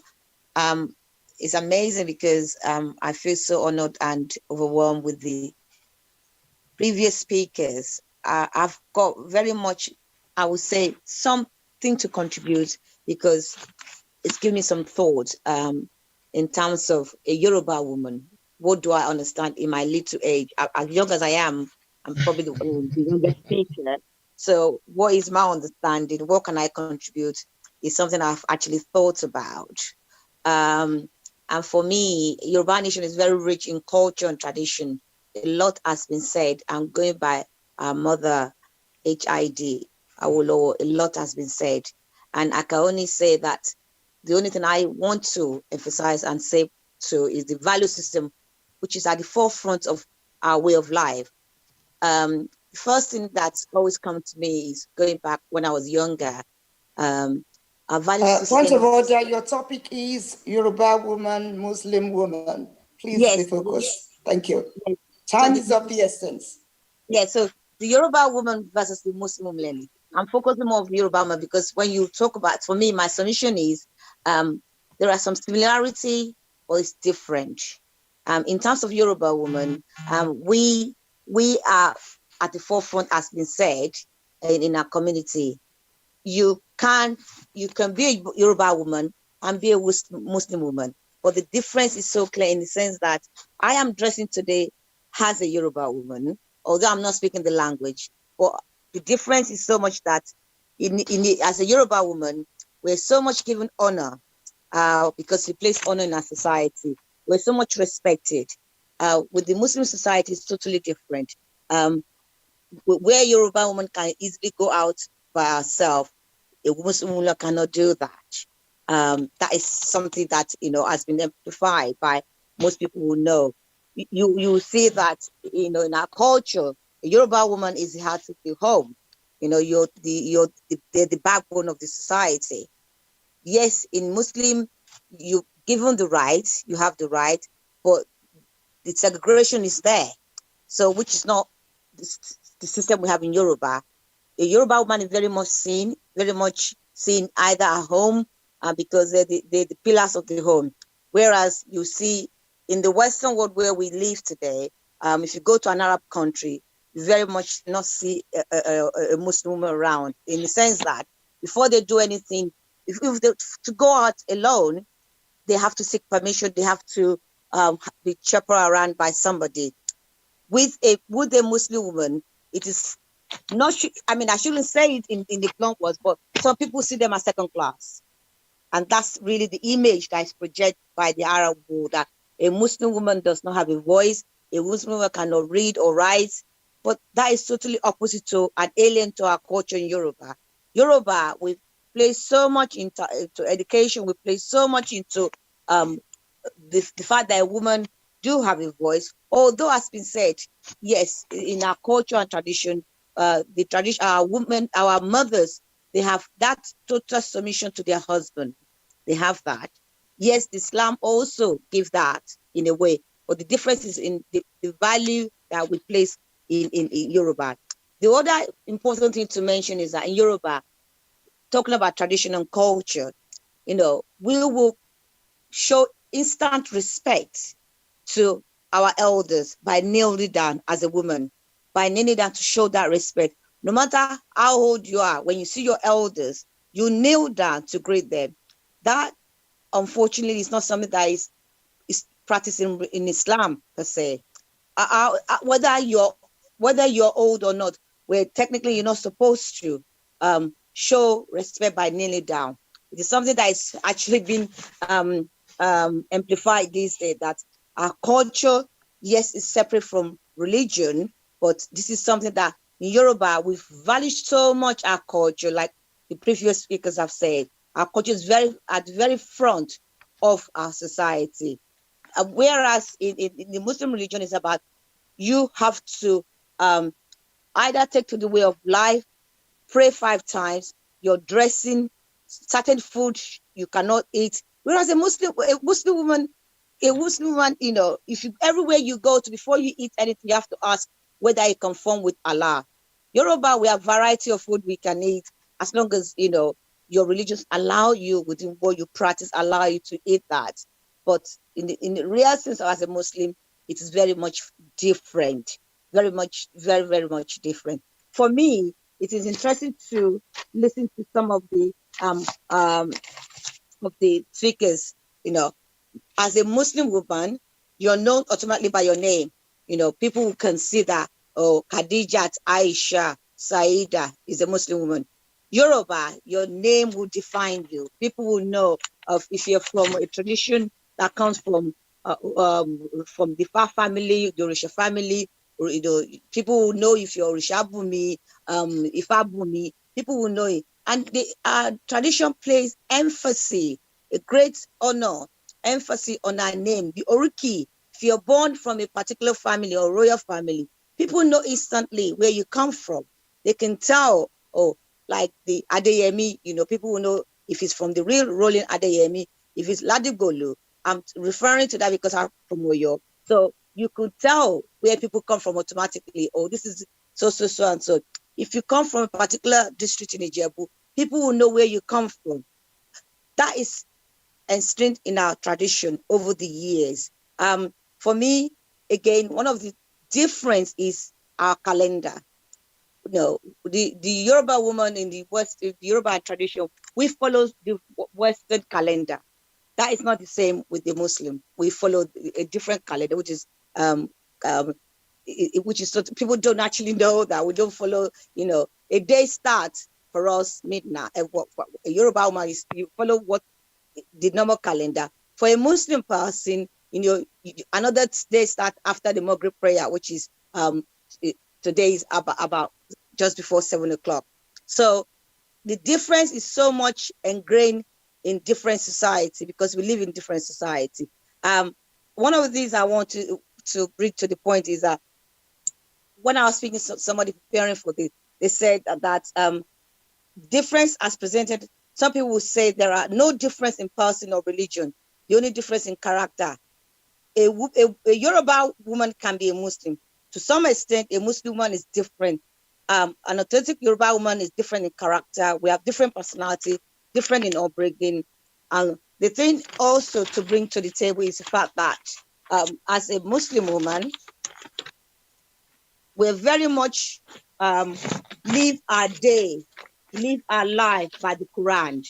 Whereas the Yoruba woman, you can be of any faith. You can be a Christian, you can be a traditionalist, you could be a Christian, you can be of any faith. Different ways we view things, different perspectives. All this difference we build up our personality. And this is the reason we all have different names. Anyone can be a Yoruba person without the tribal affiliation. But a woman, but any woman can only become a Muslim if such person is willing and ready to accept the tenet of Islam. So what I'm saying is basically you can convert to be a Muslim if you're willing to accept the tenet of the Muslim religion. For you to be a Yoruba person, a Yoruba woman, you must have some tribal affiliation. You must have the tribal affiliation to understand what it means to be a Yoruba woman. Because from the moment you're born to a family of tradition and culture that that define you. Many years back, some people from Oyo, from the Southwest, Oyo, Kwara, they have tribal marks to show where they come from their town. You will tell them which origin they come from. And that is the tribal affiliation.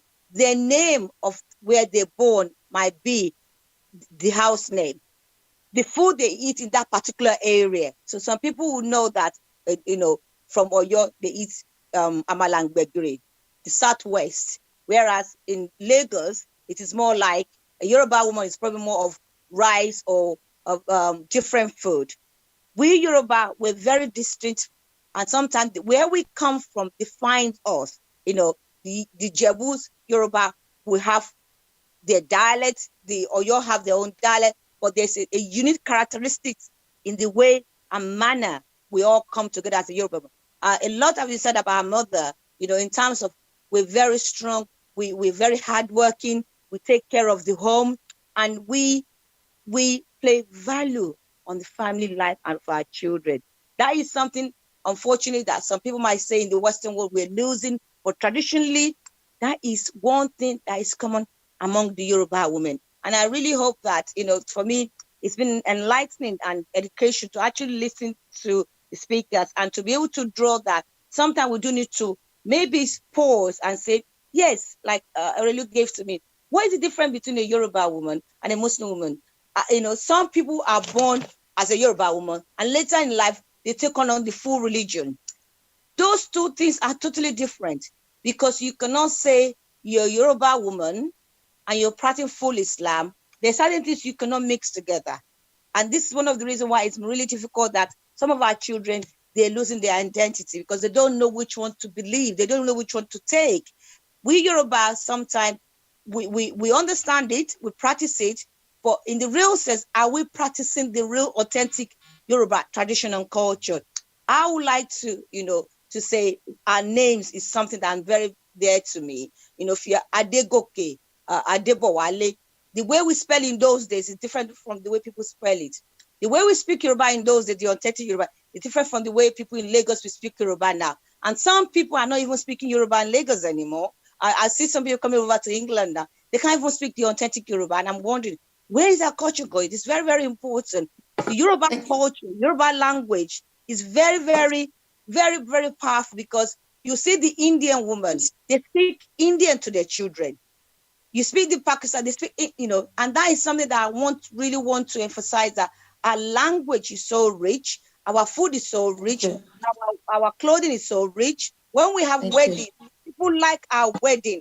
They love it, that, you see our wedding, our music, the authentic Yoruba music that, that we used to listen to when I was younger. It's so rich in it. And I remember the last time Prince, our Royal House Prince went to Nigeria about 2 years ago. And, in his speech, he referenced Owambe party. That is how famous our parties, because Yoruba parties is very enlightened, in its way, because the culture comes out very well. So for me, yes, there is a difference between Yoruba and a Muslim. Yes, you can be both, but it's very, very distinctive how we're brought up, how we behave, how we impact the society, We cannot mix the two together. Yes, you can be both, but they are total different aspects. And some will say it's in our character. I'd like to leave it there for now. Thank you.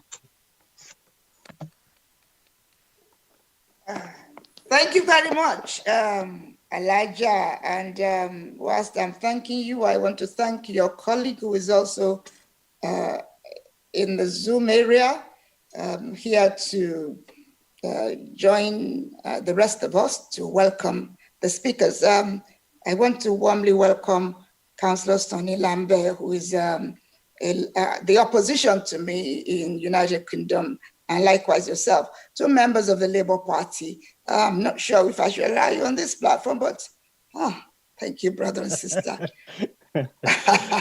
Sister, I mean, we the Conservative run away from you Labour members, and the two of you are ganging up on me.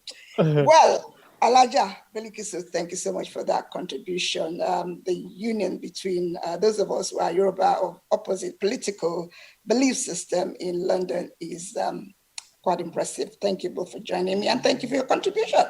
Now, we need to move on. I wanted Councillor Lambert to thank our constituents, but somehow I'm not sure. Would you like to thank your constituents? I mean, greetings, to the elders, His Excellency, Excellency, and everyone. It is actually a very great privilege to be part of your, this event this afternoon. Thank you so much. I mean, this is not a political event. It's about us. It's about us as Yoruba race.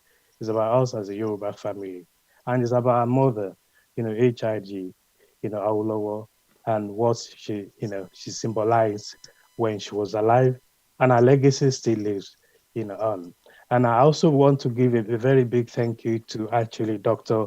Desumun, whom I knew very well when I was younger than this, without gray hair, through Mommy Oyediro, Mommy Bada. She probably remember. So it's a great privilege to be here, and thank you so much to everyone who has spoken. I've learned a lot, especially from our sisters from the Caribbean island as well. I mean, what is very important is that very soon, as Irelu knows, we'll be exploring, the richness of Yoruba race, culture, heritage, and so on, as part of the celebration of Nigeria independence 60th anniversary very soon. Irelu and I are working on that, and hopefully some of our others who are present today will be part of that and see how we can contribute to the future of Yoruba as a race, as a community, as a family, our mothers, our sisters, our brothers, and everyone that have shared the importance of Yoruba culture and heritage with us, because it's so global that we don't even know. Yoruba extends even beyond the shores of Nigeria. I mean, we have them in Trinidad and Tobago. We have them, in the Guinea. We have them in Togo. We have them all over the place that we don't even know how many of us we extend to millions. So therefore, yes, what our mother, our sister Irelu is doing is actually commendable, and let's continue to work on the importance of Yoruba and Yoruba race as a global family. Thank you, and it's a great privilege to be here, and I wish you all the best. Sister, over to you. Thank you very much indeed. We go straight on to Papa. Princess, would you please welcome Papa back? And he's going to share with us his thoughts on two important organizations, and they are Awolowo Oodua and Afenifere. Before you do that, permit me to invite two individuals. Both will just say hello within a minute. They are both from Vienna, the only members of Awolowo Oodua functional, as far as I know, in Europe. Let me invite Alagba Ogundele to say a few words, and perhaps Mama Aganga Williams will get ready. Both of them have got a couple of minutes to say hello to every one of us, and I'll then invite Princess to bring in Papa Adebanjo on the subject of Egbe Omoduduwa Afenifere, a rallying point for females and males who are Yoruba descendants of Oduduwa. So over to Alagba Ogundele, please.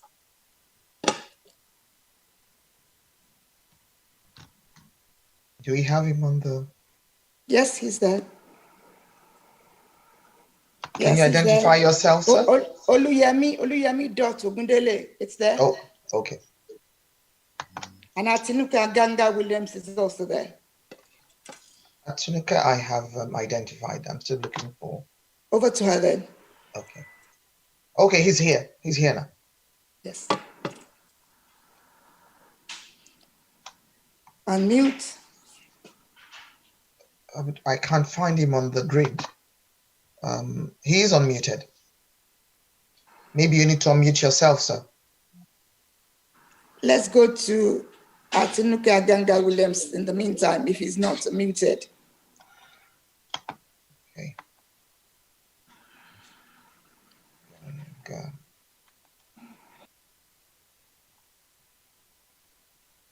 Ganga Williams is okay. I've seen her.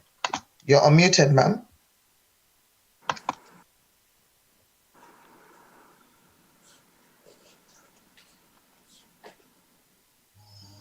Can you hear me? Yes, ma'am. Yes. Good afternoon, everybody. All protocols observed. My name is Atinuka Ganga Williams. I'm so glad to be in this program today. It's a privilege. So I live in Vienna, and I've been living here for some time now, since 1985. And we started the Egbe Omoduduwa in Vienna. Engineer Ogundele will speak more on that, but I'm just going to talk about the women aspect of it.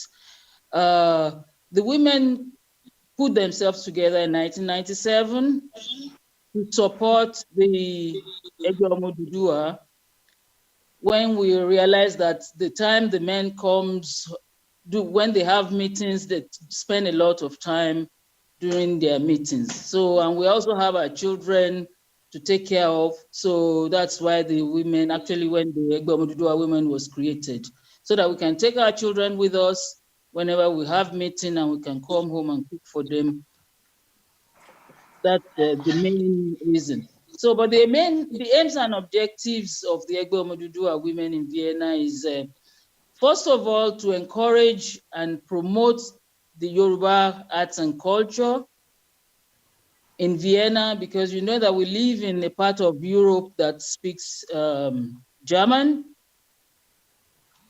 and our children eventually speaks German. So we need to bring our language into our children, teach them, and also to teach them our culture.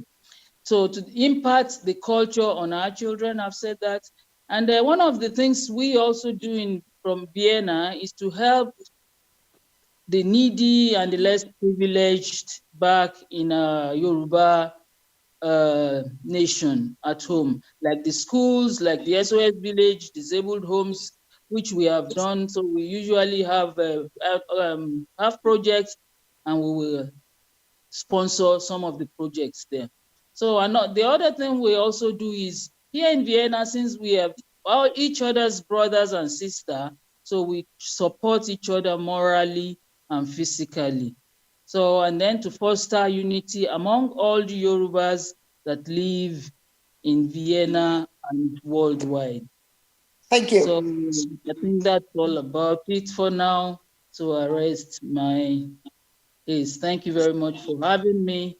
I've learned a lot today, and I'm still learning. Thank you very much. Alagba Ogundele, please.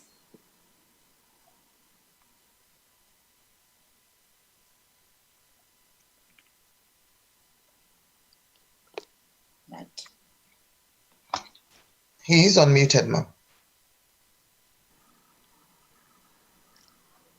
We still can't. We can't hear you. Over to you, Alagba Ogundele, please. Can the studio be quiet, please, so that we can hear? Thank you. We can't hear him. Hear you. I think it may be the earpiece sometimes that creates problems, especially with the Zoom.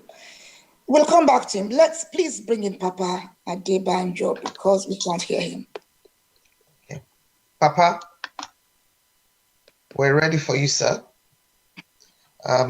It's my honor again and great privilege to welcome back onto the podium one of, as my dear Egbon Ojidi Otunba Daniel said, last of the Titans, one of the greatest Titans that we've had in Yoruba nation.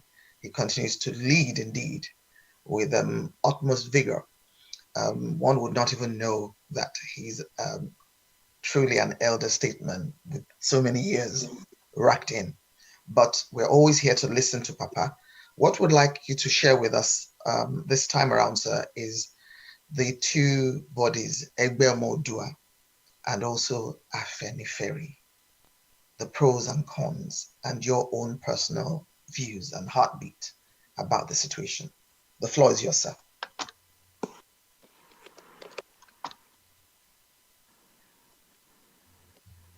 You need to unmute yourself, sir. We can hear you now.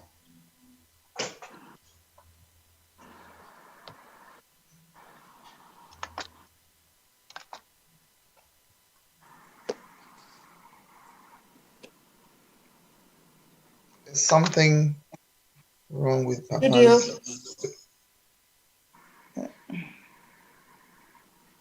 Can studio unmute Papa? He's already unmuted, ma'am. Okay. It's his end. He's already unmuted. We can still see that he's muted, but we've unmuted him from the studio. So it must be his gadget. Papa, Hello? Could you kindly help us? Now you're back with us, sir. Welcome. Thank you, sir. I said, I cannot thank Lelu too much anytime you organize this type of show, because it clears a lot of misunderstanding, misconception about we Yoruba and about several organizations. Talking about the Oodua is the origin of bringing Yorubas together at home and abroad. The organization was founded by Chief Awolowo when he was studying in England between 1945 and 1948. At that time, they formed, just like the lady spoke from Vienna said, the group of Yorubas in London gathered together to form Egbe Oodua, to foster unity among themselves. And when it came back home, they now founded the Egbe Oodua with a launch in Ile-Ife to bring all the diverse, all the Yoruba people together. There were a lot of misunderstanding at that time with the Yoruba, Egba, Ijebu, and all that, to be a formidable nation. And at that time too, the Igbos have a similar organization under which they were sending their children abroad for education, because we are all backward in education at that time, and every nation of different nationalities, the Jaws, the Igbos, and everybody sending their citizens abroad for further studies. And for the Egbe Oodua now come together and say, if the Igbos can do it, the Shekiris and other can, why can't we do it? We did that. And to interest you to know that it is because of that, to enhance education in Yoruba land, people like Professor Babo Guje today was one of the early beneficiaries of Egbe Oodua scholarship. I remember one Dr. Akijagula, and then one, because I remember this when I was on the organizing secretary of the action group, using their name as an example for people to follow their educational background and to show the type of thing that Egbe Omo Oodua exists for. In short, Egbe Omo Oodua was to bring Yorubas together irrespective of your political party in order to foster our progress. It is because of that now that the action group grew up. I think I should explain that because there's a lot of confusion among people thinking action group or Afenifere is a Yoruba organization. No. The thing is that majority of the people in Afenifere and action group are from Yoruba land. And it only consists of those who believe in the philosophy of Obafemi Awolowo. Why? When Egbe Oodua was founded and they were propounding a lot of progressive ideas for Yoruba land, they realized that they couldn't do this on ordinary things without forming a political party to implement their progressive program for the Yoruba land and for Nigeria for that matter. It was that thought that made Chief Awolowo gather some people to form the action group to implement the ideas and principles of Egbe Oodua on the ideas set back by those who gathered together to form the action group. I think that time must be drawn. The action group is a political party ab initio, not for Yoruba land, but for the whole of the country, but with a definite political philosophy on the principle that Nigeria is a federation, Nigeria is not a nation, it's a geographical expression, and that the different nations in Nigeria must develop at their own space. We started that, and that was how action group was formed, minus the Egbe Oodua. So you cannot say because you're a Yoruba man, you are ipso facto an Efenifere man. No, you must believe in the tenets, political tenets that was established by Chief Awolowo and his group at that time.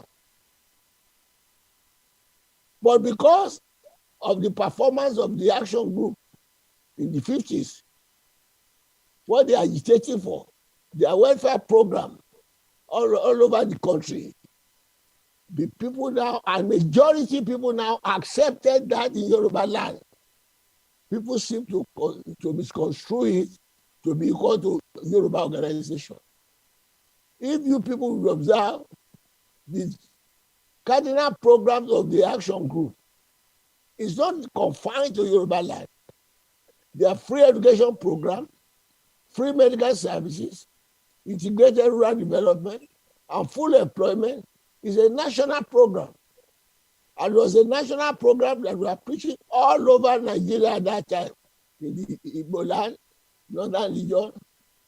But the significance is that because by the time election was held, the action group won majority in Yoruba land as the catchment area where the action group was formed. Our opponents therefore took that to be that we are a sectional party in Yoruba land.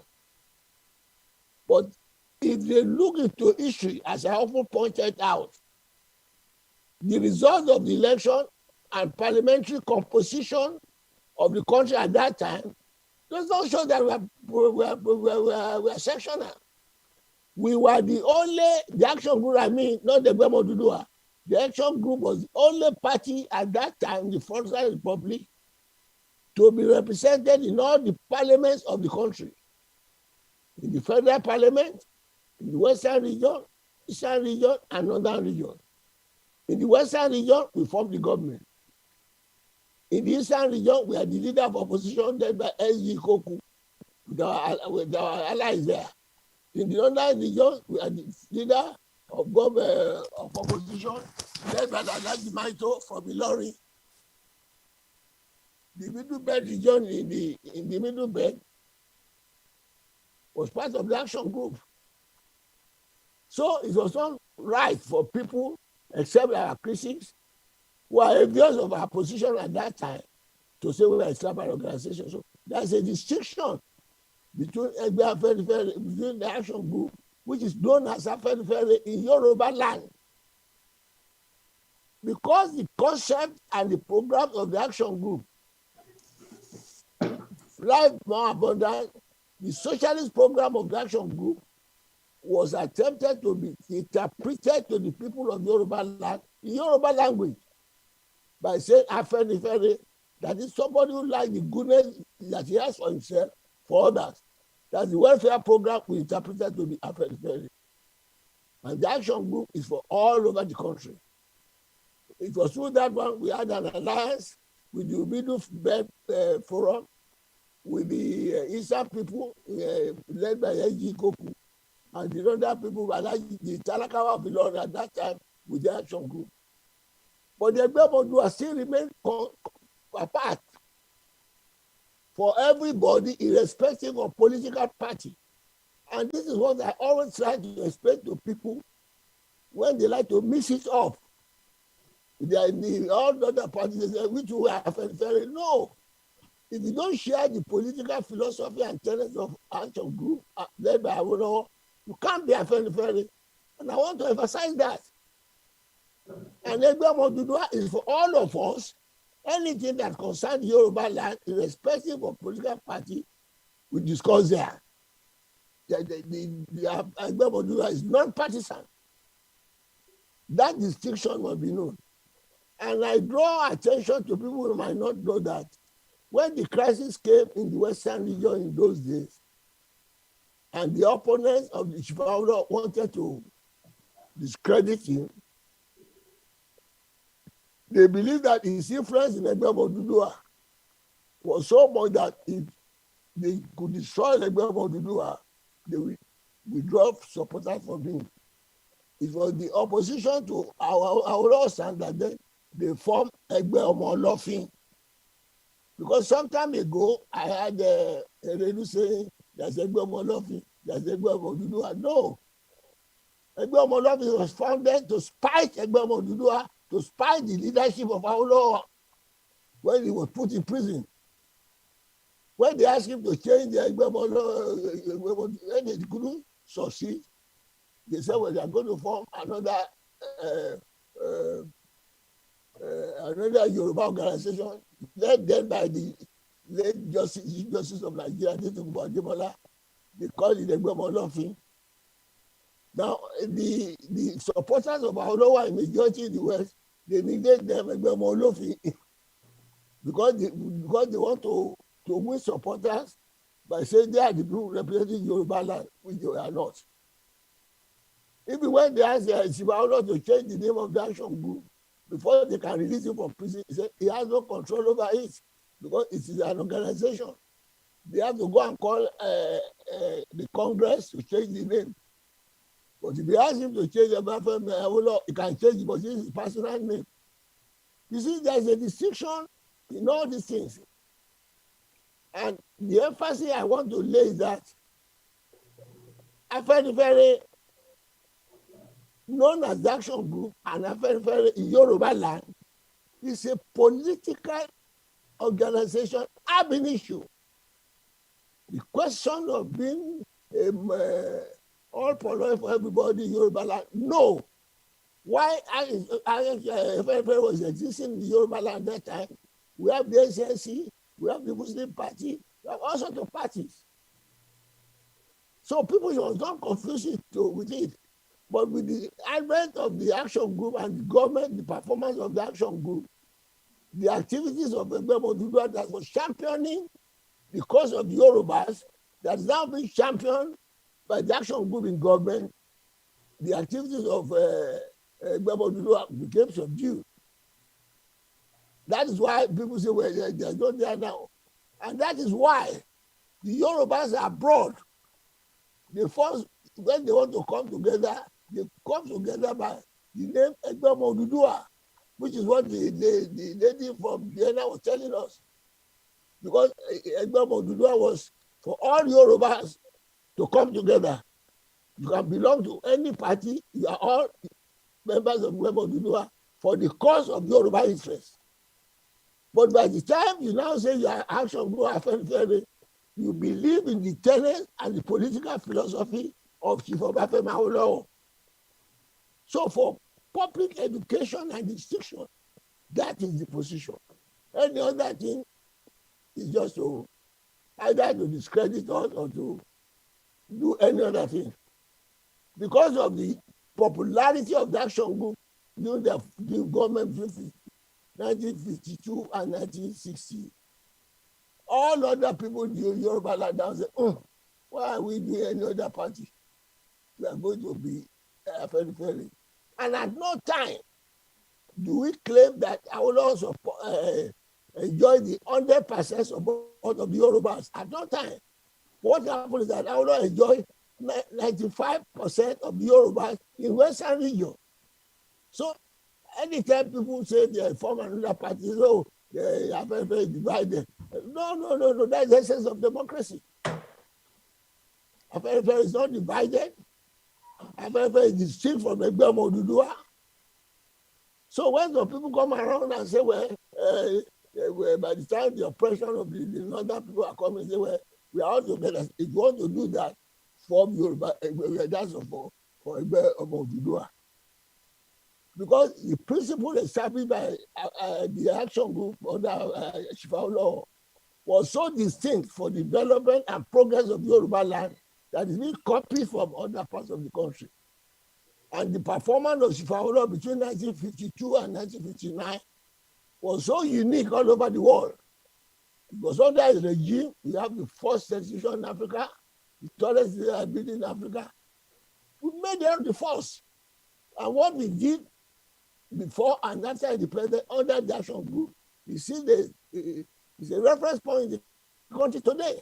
And that is what many of our leaders are still enjoying.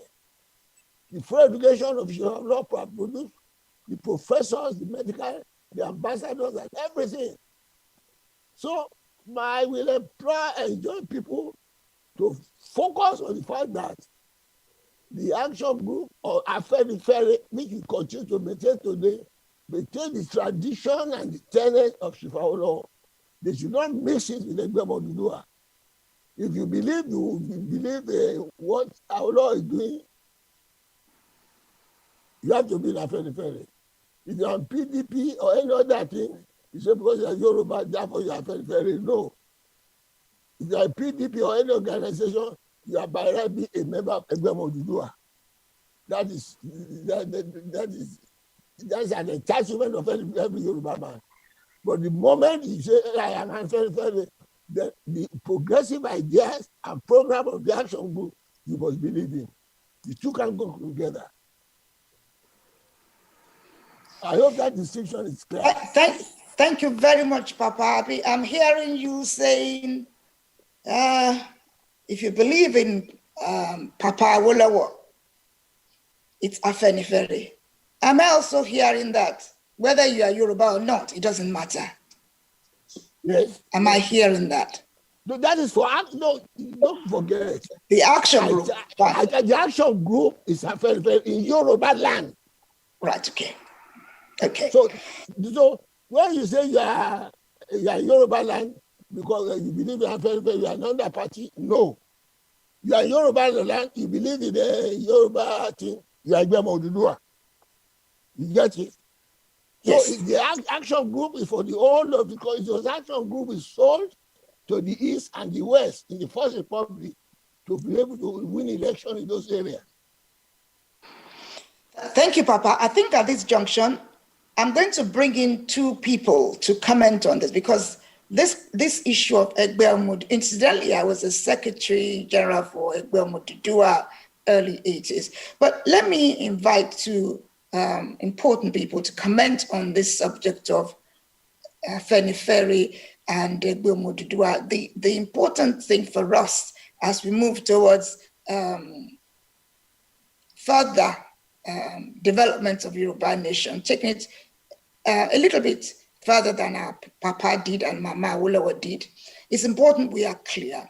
So I'm going to bring in Her Excellency, Ambassador Awolowo Dosunmu, first to comment on what Papa said. Whilst I'm hoping that, again, His Excellency Otunba Gbenga Daniel would be able to do the same too.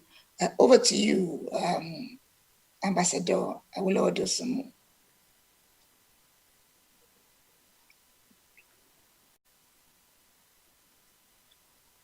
Yes, thank you very much. Can you hear me? Yes. Can you hear me? Yes. Yes, we can hear. Well, thank you very much. There is very little to add to what Papa Adebanjo has said. Egbe Omo Oodua, when it was launched in London, was launched by people like Chief Oni Akerele, Chief Abiodun Akerele, Chief Ayo Roshiji, Mr. Kentola Williams, and people like that. And it was simply a socio-cultural group. And after its formation in London, a message came home that chapters should be formed all over Yoruba land. And as Papa Adebanjo said, it was not, when the action group was formed, it was deliberate. There was a deliberate decision not to transform the Egbe Omo Oodua into that party, that it should stand alone. Granted, most of the members of Egbe Omo Oodua were also members of the action group, and Afenifere was the Yoruba translation of their slogan, which was freedom for all, life more abundant. It was the rough translation for freedom for all, life more abundant. So, and when, as he said, there was the crisis started, and there was an attempt to form a parallel organization to Egbe Omo Oodua, and Egbe Omo Olofin was formed. Actually, interestingly, at the launch of Egbe Omo Olofin, that was when the play Yoruba Ronu was staged.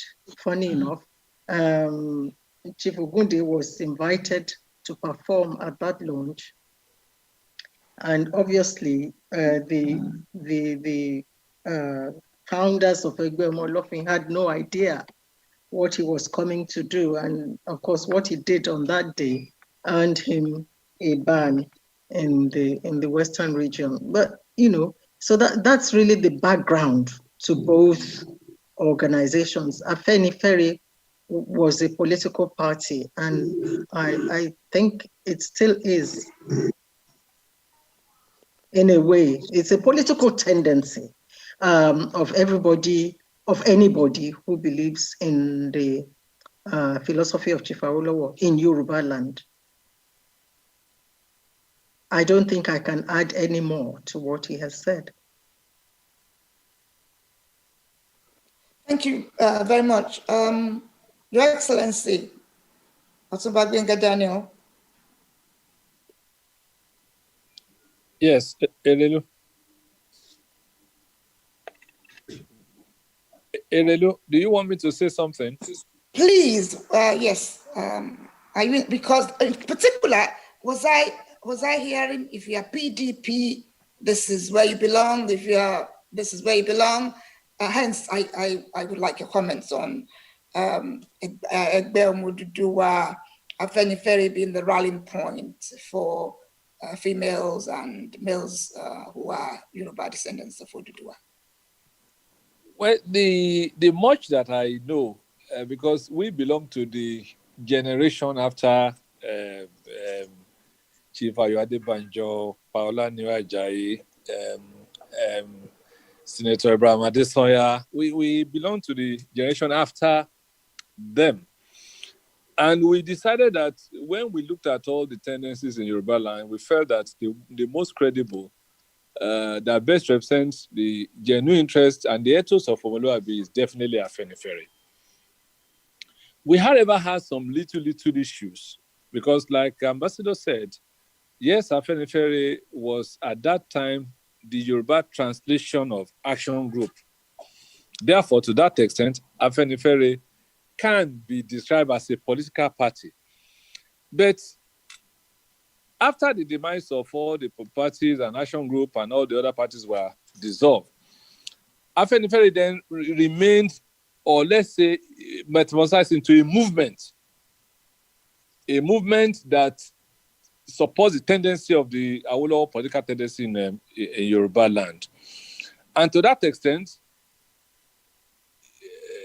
when AD came about during the current experiments in 1999, the slogan of AD was Afenifere.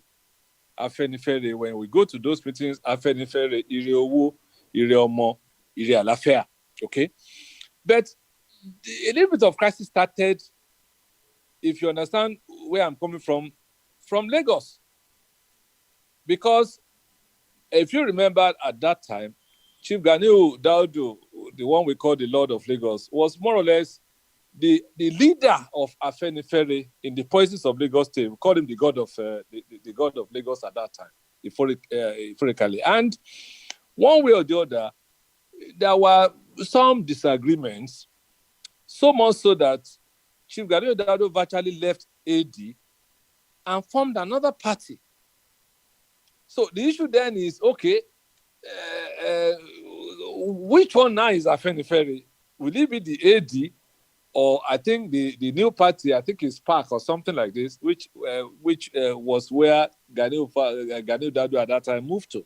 So there has therefore become, there's been an evolution of what Afenifere is. To that extent, Afenifere seems to have transmuted from being a political party to what you can call Awolowo political tendency. To that extent, the party that Ganiu Daudu formed had the right to use the name Afenifere, and AD was still holding on to Afenifere. So that's what I mean by there has been a kind of evolution. Now, we also have some of us who are disciples of Awolowo. And of course, Padebanjo was aware of what happened in 2001, 2002, when I didn't start to say I wanted to be governor. I started a foundation to look after the interests of Ogun State people. One thing led to the other. And at that time, in fact, we thought that because Oshoba had been sworn in once during the diarchy and sworn in 1999, that he wouldn't be entitled to run in 2003. And that was actually the genesis of how some of us had to say, okay. And of course, Baba, being a man of principle at that time, says, look, it's not your turn. We are backing Oshoba. Okay, fair enough. But at that time, there was a strong movement, and that strong movement felt that, look, what exactly is the interest of Yoruba people? Maybe we were wrong. Maybe we didn't think deeply. The way we looked at it at that time was that, okay, now Obasanjo has emerged as president of this country. He's a Yoruba man, whether we like it or not. If we do not go there to ensure that we can get what belongs to Yoruba land through his presidency, we might be shooting ourselves in the foot. And all considered, that is why some of us found ourselves in PDP. But don't forget that even in PDP, I was not afraid to declare publicly at each and every time that we are Afenifere in PDP. And that is where that coin. And what we did was to ensure that while in government, we ensured that all the programs that we executed were what we call Afenifere programs, either in education, in healthcare, in rural development, in employment generation. If you look at what we did in all of those 8 years, we were, we were Afenifere in PDP. So that's why I said at some point in time, there has been a kind of evolution. I think the challenge that we have today, because don't forget that a few years ago too, we woke up SDP again. So are we now going to say, okay, Afenifere is AD, is PAC, is SDP, is what and what? So I think that Afenifere has evolved to become more of an ideal than a political party. That is the reality of the modern day politics. I'm not so sure some of us have been able to persuade our Papa, like Ayo Adebanjo. They have their own views about some of these things. But the views that we have are not so totally different, because in terms of ideas, aspirations, work, principles, we are in sync. And if you notice, while I was even governor, the leaders that I had in Ogun State was Paola Niwajayi, was Chief Adebanjo, was Papa Adesanya. And that was why when Papa Adesanya died, we gave him a state funeral. It didn't matter at that time whether I was in PDP or not, because we were celebrating our leader. And even the people in PDP who proudly feel that they are our leaders understand our position and they respected our position. And we have not found any reason to change that position till today. So those are some of the snippets I can add. But going forward, from what we've all have seen, our people, the Yoruba people, we can say we have been shortchanged. But this shortchanging process is something that we have to take responsibility for. And whatever it is we need to do, certain principles must be adhered to. First, we need to appreciate the homogeneity of the Yoruba nation. We need to appreciate that we won't get anything done by this unnecessary division. That is where I agree with Chief Adebanjo. That, okay, if you say there is no organization where you agree 100%, the important thing is that if we look at all the factors, do we agree in the main to a large extent? And I think that any true Yoruba son or daughter should not have an issue fundamentally with Afenifere. There might be minor things. That is normal in any organization. We should be resolved in-house. But I believe that any true son and daughter of Oodua land should not have any issue with Afenifere. And if there are issues, those are not issues that should be celebrated in public. Those are issues that should be managed inside. Between you and I, whether you like it or not, in Yoruba land today, the organization that is feared across the length and breadth of this country is Afenifere. Because they know that these are men of principle, these are men that cannot be easily bought with money, these are men that cannot be compromised. That is the ethos of the Yoruba people. That is the ethos of the Yoruba nation. And that is why for me, whether you cut me into 10, that is where I'm standing. I don't know whether I've been able to add any value to this conversation, but this is how I see it. Thank you, Orelu. Thank you, Your Excellency. I have to say you have. If you've just joined us, thank you for joining me on the Facebook, and I thank those who are in the Zoom area hosting this event with me. I'm really delighted that we are talking about this. I left Nigeria when I was only 17. And a lot of this, I have to say, I picked up whilst living in United Kingdom. And one thing I've noticed over the years, yes? I hope you are coming back to me, because there's very much. I would like Bengadane to go away with the misconception. The important thing is, people like myself, I mean, this is my the 6th year in the Conservative Party of United Kingdom. Now, over the years, I've had encounters with many politicians, including our dear His Excellency Otumba Gbenga Daniel. And I have to say, in him, I've seen quite a lot of what I believe I've come across with some of those I encountered in London as Afenifere members. I wasn't a member of Afenifere, but I came across a number of them. So it looks as if Afenifereism is a brand of some sort. But maybe today I will be able to develop a better understanding. Over to you, Papa. Please tell me, is Afenifereism a brand that we can find in the Conservative Party in England, we can find in the Labour Party in England, we can find in PDP in Nigeria and all over the world? Over to you, Papa. Thank you very much, Olelu. I'm happy this subject has come up. And I would like to purge Bengadane of all the ideas he has in head about Afenifere. Afenifere is not a question of people developing. It got a raw background to pact. When the political parties were banned and people couldn't gather as action group NCNC, we intellectually, we saw the Gazette. There was no Afenifere there. So that's what he doesn't know. So those Papa said, well, they banned political parties. They don't ban Afenifere.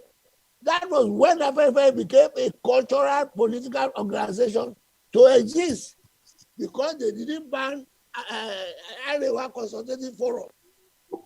It was our ingenuity that turned that Afenifere to a cultural political party. If you go into history, you will never find Afenifere as a cultural political before then. But when the military came to ban everybody, in order to retain our existence, which was very popular as Afenifere, we are no longer only political, we're also cultural.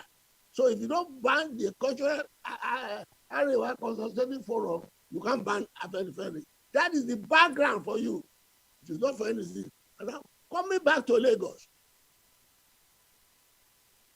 Daudu never left the action group. Never left the action group. When the crisis came, and we were persuading Tinubu to accommodate their differences, but then Daniel wouldn't know about this, because he was, well, I don't know where he was there. By the time we persuaded him, I couldn't.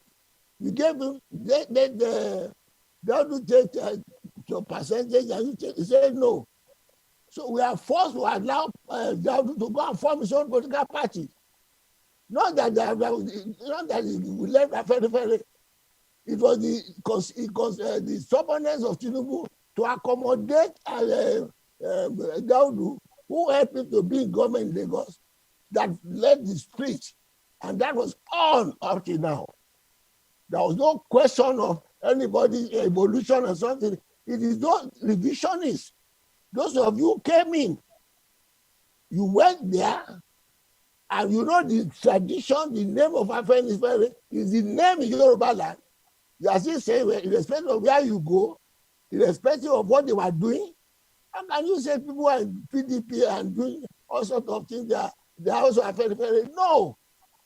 The credit you have was that when we were supporting you, not because we believe that PDP is Afenifere. What we are telling our people is that what Afenifere believes is what you are doing. So don't misconstrue that to say that we accepted that Afenifere is all Poloid. No. And right there you said that you are performing everything that Afenifere stands for. So everybody's Afenifere. You believe that we accepted it because of the exigency of the moment. And then at the same thing, we supported Segun Miko. It was Labour. Just because he was implementing a very program. Well, under circumstances that was beyond our control. All those who came in under very, they have devoted, all because we haven't got the power. So because that we are bending to the issue of the position, no. And you refer to the question of SDP. I think when guys, you don't forget how it started. You know, SDP started when we are discussing that we need a third party beyond PDP and APC. And you found that when you are still the PDP, you are the man who paid the original for funding the third party. But we anticipated that this government will not register that third party. So the SDP that was registered through under Falaide then, we said we are going to change the name to SDP with other name. Although the purposes of doing at that time was truncated because the man in SDP refused to step down and let us have new name. So those are the circumstances. Don't confuse it at all. There's no question at any time that anybody say coming to say any party I'm PDP, I'm no. It's because you still want to carry the reputation of Afenifere, which you have said is the acceptable thing to the people, but because you are in power. How did the Tinubu go away? Why is it that even when Tinubu was there with the data you first saw me, it was this the day that they are Afenifere? Because it is Afenifere thing that people know. It is Afenifere policy that they're executing. So if you want to execute Afenifere by subsidizing Afenifere, that is why we disagree with you. There is no question about it at all. No mixture. If you either a very or the or action group, nothing more, nothing less. You can, even when the UPA became the UPA action group and the banners, we are saying that the UPA is a very because it's led by Awolowo. And when the rise of democracy came, it was a very we are calling it. Not because everybody was calling there. And because the people who knew us with Awolowo, that was why they voted for Alliance for Democracy. And that was why when Tinubu was trying to break away, he said it's the real Afenifere. Everybody clinging to Afenifere because that is the reality. Those are the people who have created integrity in politics and focused in politics. So don't anybody who strayed away for convenience to government to win an election, that is the affair. That does not pollute our name.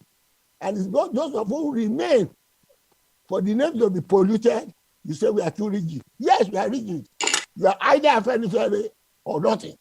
You can't be Afenifere and be PDP and be anything. In fact, if Benga does not know, by the time I was giving you support, our Bengas were taking that. How can you give the PDP man support? I said, well, he's implementing our program. For the program that we have now, it is because he's implementing our program that Obasanjo was opposing it. That was why I supported you. And many people thought that you are giving me money. But you know that. But the principle I stand for is that, well, if they are not able to be in power, and these people are in power, is implementing a program, let's give them support. That's the position.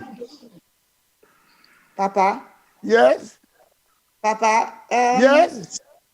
Thank you, Papa. I intend to be the one to deliver the letter from the Queen when you are 100 years old.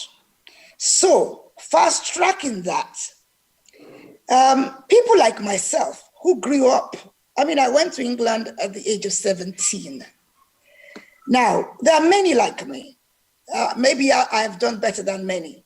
But Papa, today, some people accuse me of being with the liberals. They call Afenifere liberal. They say, Ariel, what are you doing with the liberals?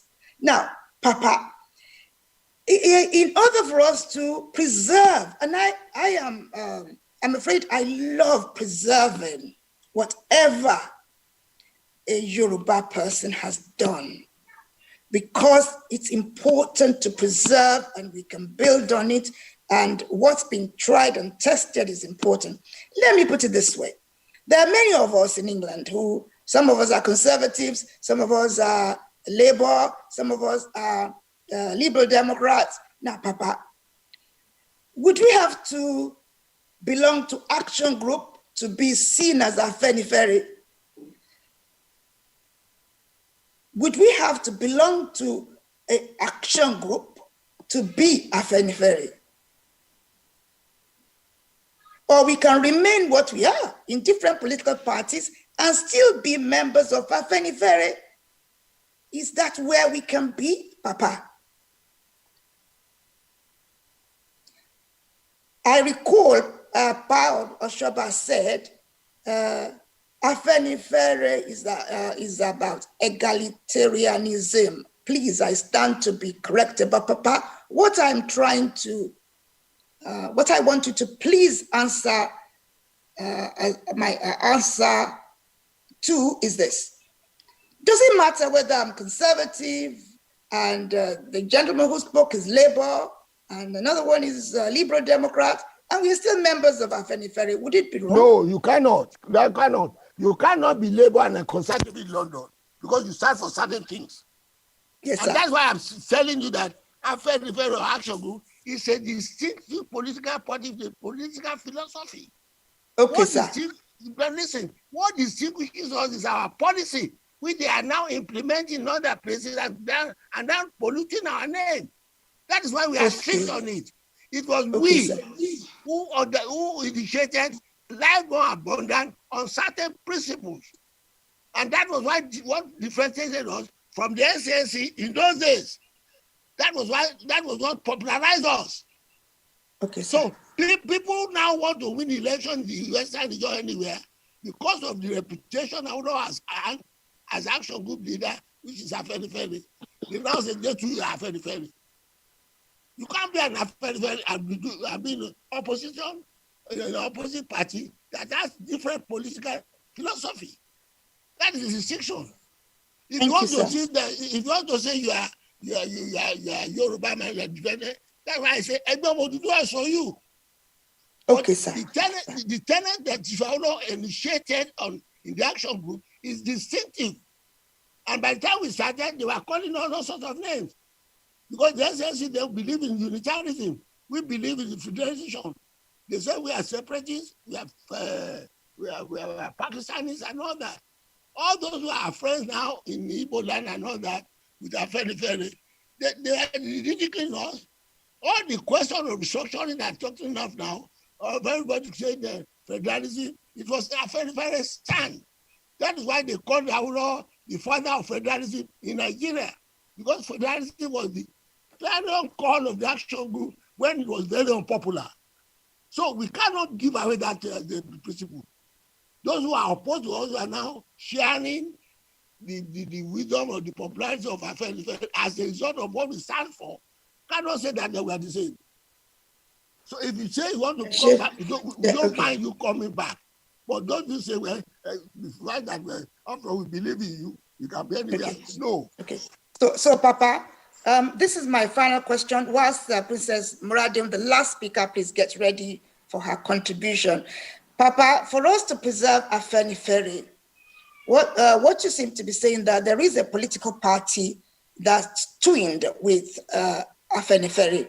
Now, which is the party today that is twinned with Afenifere? So if I'm in Afenifere, which political party will I belong to? Thank you very much. Thank you, sir. The time is not the opportunity for that. We are not going to discuss that in the air. We are using this Afenifere, which is not banned, to mobilize all those of us who know what we stand for. And in fact, when some people say they want to change the name of Afenifere, I say that is our trademark. That is what distinguishes us from any other political party. And as Edgar said, in the country today, we are the only reliable organization that has no taint. We are the only organization whose leadership has no taint. Any other person now preaching what Afenifere is preaching, people ridicule them as they are. When is it? I don't want to mention it, you understand. When they are now preaching what Afenifere has been preaching, they ridicule. When they now say they don't mind them, you're talking that, they will say that about me. Anything I'm saying about Buhari, Shagari, and everything now, they will not say I am a changed person. It is what the Lord gave me, I am repeating. If they don't follow the degree of federalism, they don't follow economic program, they don't follow the revision, the revenue allocation by the television, which they now call resource control. These are all things we are fighting for ab initio. So there's nothing you are doing now. You're only coming back to what we asked you to do 60 years ago that you refused to do. So don't make anybody see to mix themselves with us. We are distinct. Okay, sir. Thank you, Papa. Over to you, Princess. Very warm welcome to you in your capacity as a guest speaker. Please share your thoughts with us, Eshe. You have 10 minutes. Eshe. Yes, ma'am. High Royal Salute. I bring you warm greetings from the Adedoyin Anuku Royal lineage of Ofin, Shagamu, Remo Kingdom, Yoruba Nation. Mo kí gbogbo ẹ̀yin bàbá mi àti ẹ̀yin ìyá mi. Mo kí ẹ̀yin ojúgbà mi, ẹ̀yin àbúrò mi. Ẹ ṣeun fún Erelu wa, Erelu tún àṣà àjẹun tí ó di Rẹ́mọ. Kẹ́mi Ọláógúnmá. I'm going to speak about the role of women and what the person of Mama H.I.D. Awolowo, what she stood for and what she still stands for amongst us. First of all, I'll just do a very brief introduction of who I am. I am Her Royal Highness Princess Muradium Adedoyin Sholarin. Princess, of course, as you know, is not a nickname or a pet name.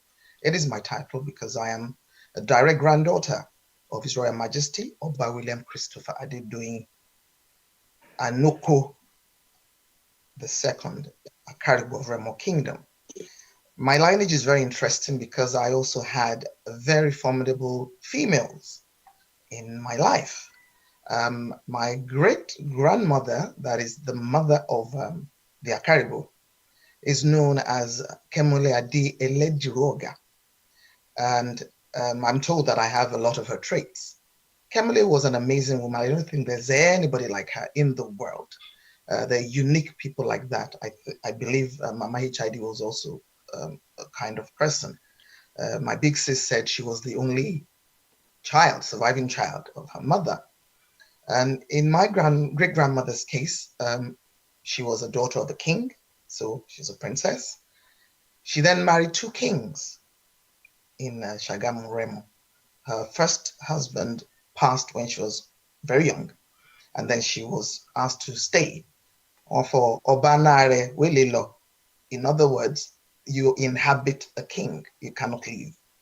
And therefore, she married my great grandfather and then had my grandfather.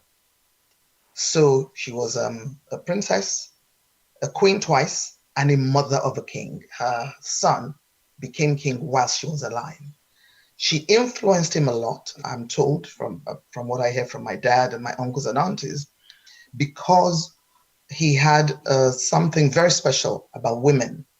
From way back then, he believed in women empowerment, not to give them power, because he knew apparently that women already had their power given to them by Olodumare and by the Yoruba society and the Yoruba nation.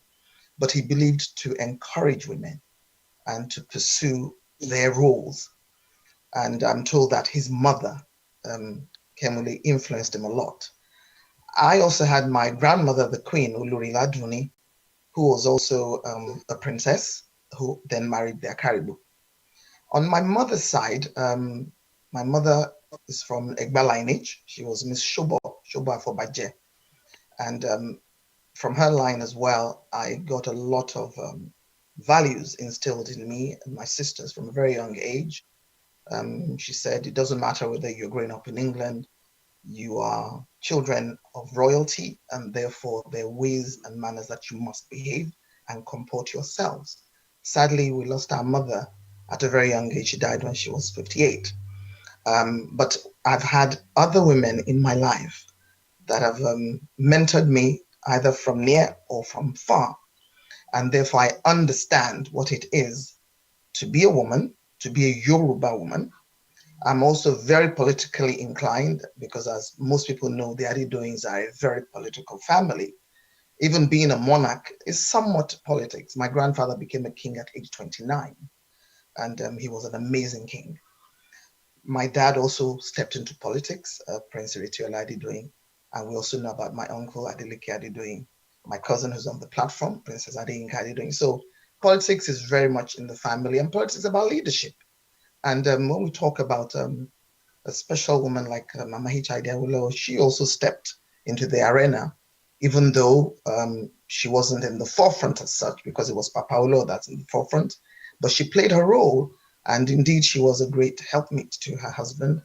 And just like other female leaders that we have across the world, Golda Meir of Israel, Miriam Makeba, who was also a leader in her own right, used music and art to propagate leadership and the role of women, Winnie Mandela, Gracia Michelle. We do know that as women, we have a role to play. I've continued to play my own role. I remember very well when I decided to embrace Pan-Africanism, because from a very young age, I didn't understand what Nigeria was about. Very interesting that I say that, because my background is journalism and broadcasting. And I used to have a lot of questions with very little or no answers. This was a nation that was beautiful. I'm talking about the Yoruba nation, because I was brought back to Nigeria during the Western region. So for me, that was my nation. And then suddenly, okay, there was this place called Nigeria, and all the states were being cut up. Papa Adebanjo was talking about Afenifere. I've always wanted to find out the distinction between Aferi and Egwemo Oodua, because Princess, you are to stay on track to the role of women. Please, your role of women. I'm talking about that please. because as a Yes. woman leader and the role of women, if we don't understand the templates that we've been handed, how will we then be able to impact not only ourselves, but also impact the children that we're raising and even fellow women and the younger generation? I always think very much, and I ponder on what was left with us by the great Mosiah Marcus Garvey when we talk about history, because one of our sisters spoke earlier. She spoke about remembering and remembering to remember. She spoke about history. It really also meant. Mosiah Marcus Garvey said, "A people without the knowledge of their history or from whence they came are like a tree without roots." So even as a Yoruba woman,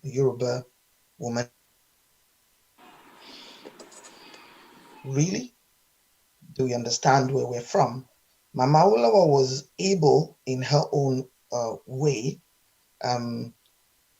to share what she knew, but she wasn't in the forefront. She was effective, but she wasn't in the forefront. In 21st century, many of us are now in the forefront of leadership, be it in politics, be it in governance, be it in enterprise. And my contribution will be that women need to understand that they don't need to be empowered. Olodumare has already empowered each and every one of us. You don't need anybody to complete you because you're whole. What we need is for us to complement each other. So whether it is an amorous relationship between a spouse or with our children or with the family or even with the society at large, we must understand what our roles are. My father would say, power of any sort does not get given to you on a platter.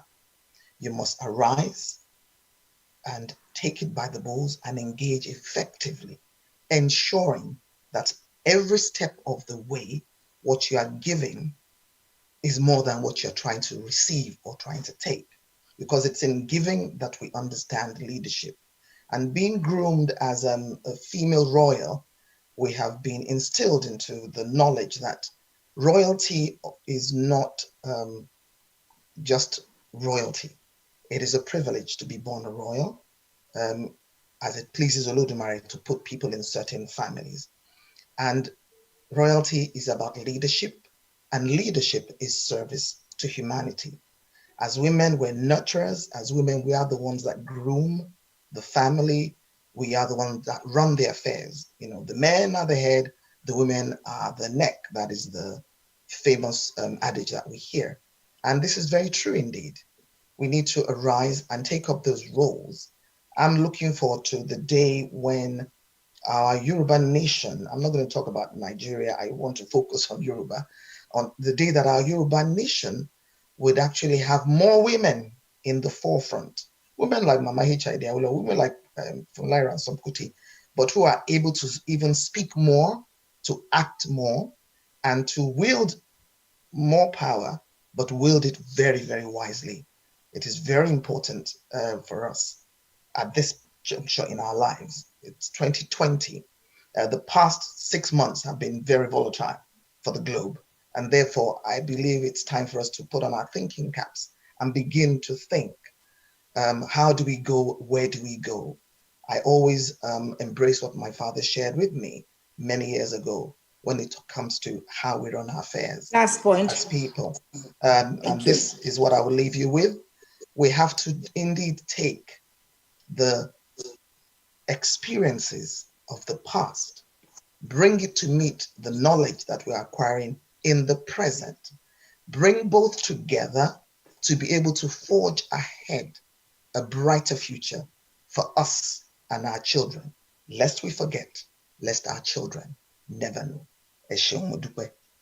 Thank you very much indeed. That's well done. Excellent. Now I'm going to have to bring in our dear mother, Princess. One day I shall be talking about what royalty really means. Look out for that. Over to you, Your Excellency. Yoruba. Where is he?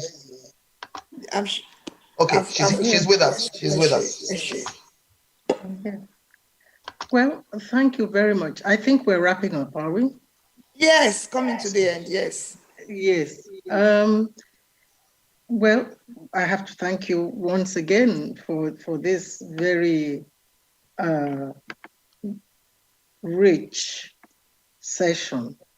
We've been able to talk about women and their role in nation building, and we've been able to home in into specifics about Afenifere and Egbemo Oodua and who can be Afenifere. I think that is the discussion that will run and run. Personally, I would like to see more people come on board into Afenifere. I'm not a politician. That is why I kind of founded the Awolowo Foundation. And for the Awolowo Foundation, Papa Awolowo translated from a partisan politician to a universal ideal on May 9, 1987. And we believe very, very, very strongly that his philosophy, his prescriptions for the development of Nigeria and Africa remain relevant today as they ever did. And we also believe that any politician who is worth his salt and who wants to serve his people would use the template of Chief Awolowo.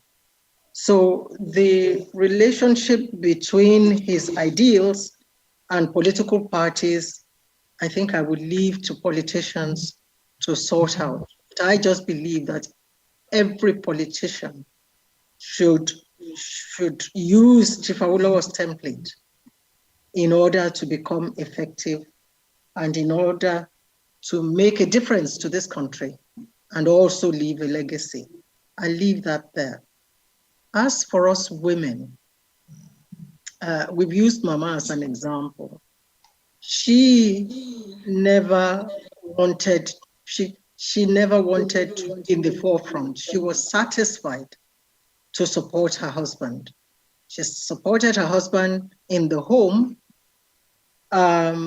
What I forgot to mention when I was speaking the first time is that when I went to the UK, when I went together with Mrs. Shoyode, we left Nigeria at a time when the crisis was at its peak. And Papa believed that it would affect our education and our future. And he decided that we should just leave and go abroad so that we could have a chance for the future. He could only have done that because he was in prison at the time. He could only have done that if he was sure that his partner, his wife, was able to afford it. And that was what happened. Mama was the one that sent us abroad, and she saw me through to medical school. And when I was in medical school, when I was moving into clinicals, and I would have to go to hospitals all over the region that I studied in the University of Bristol, I needed a car. And it was only because Mama could afford it, because Papa was out of prison at that time, but Papa said no. But Mama did it anyway. And when Papa came subsequently to visit me, and I went to meet him at the station in my car, and I just very gently said, well, this is the car that I wanted, and Mama bought it for me, and he just smiled. So she made a difference to him. She supported him. She made a difference to the family. Not only that, she made a difference to his political party. When Papa was in prison, I have the letters that he wrote to Mama. She handed those letters to me. I don't know why, but she handed all those letters to me, and I read them. And I have I found out that there were times when Papa would say, disburse money to the party. And there was a time when he wrote a letter to Mama and said, don't ask for your money back at this time. Am I still with you? Yes, ma'am. Yes. We can hear you very clearly. And he said, don't ask for your money back, because right now, a lot of people think that they are doing us a favor.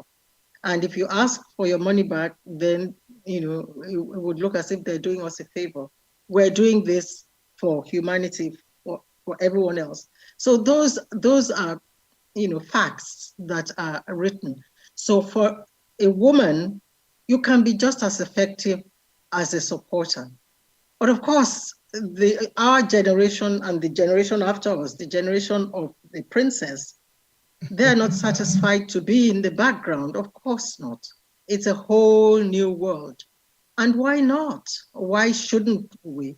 Women are far more exposed, far more educated, far more intelligent, far more knowledgeable in this day and age than they used to be. And they have every right to aspire to absolutely any position.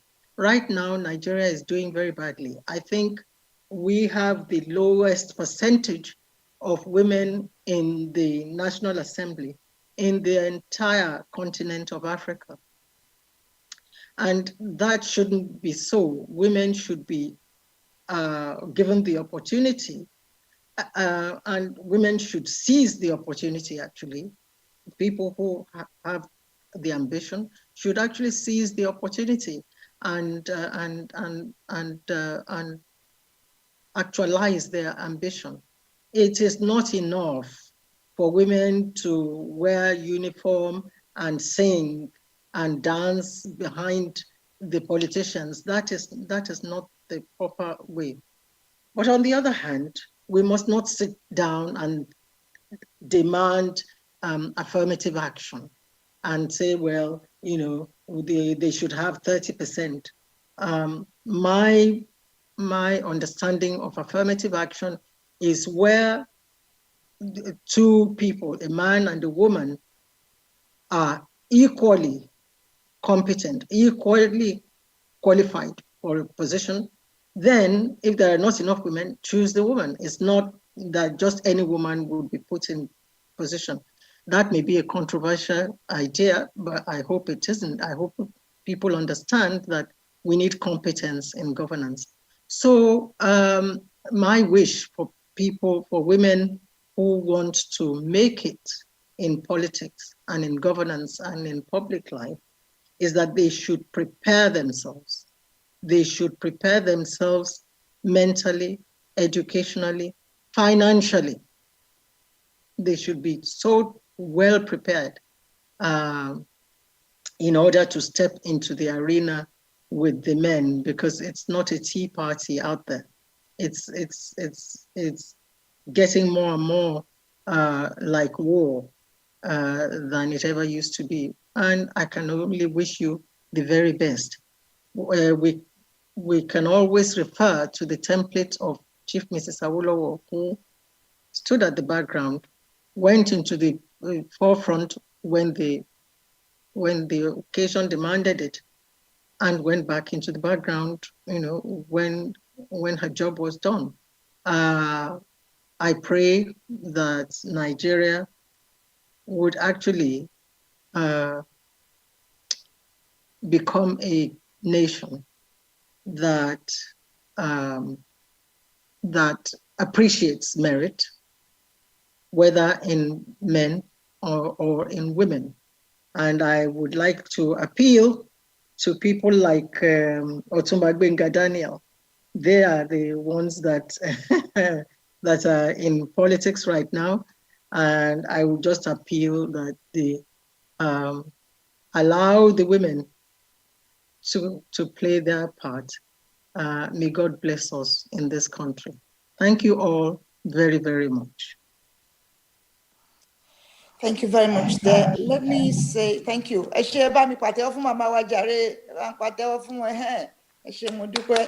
Well, we're coming right to the end of it. Sir. Just one word. Okay, sir. I want to publicly disagree with Ambassador Awolowo. please, hold on, no. There's a reason. Oh my God. Yes, sir. Please. Never you say again that you are not in politics. What are you for? What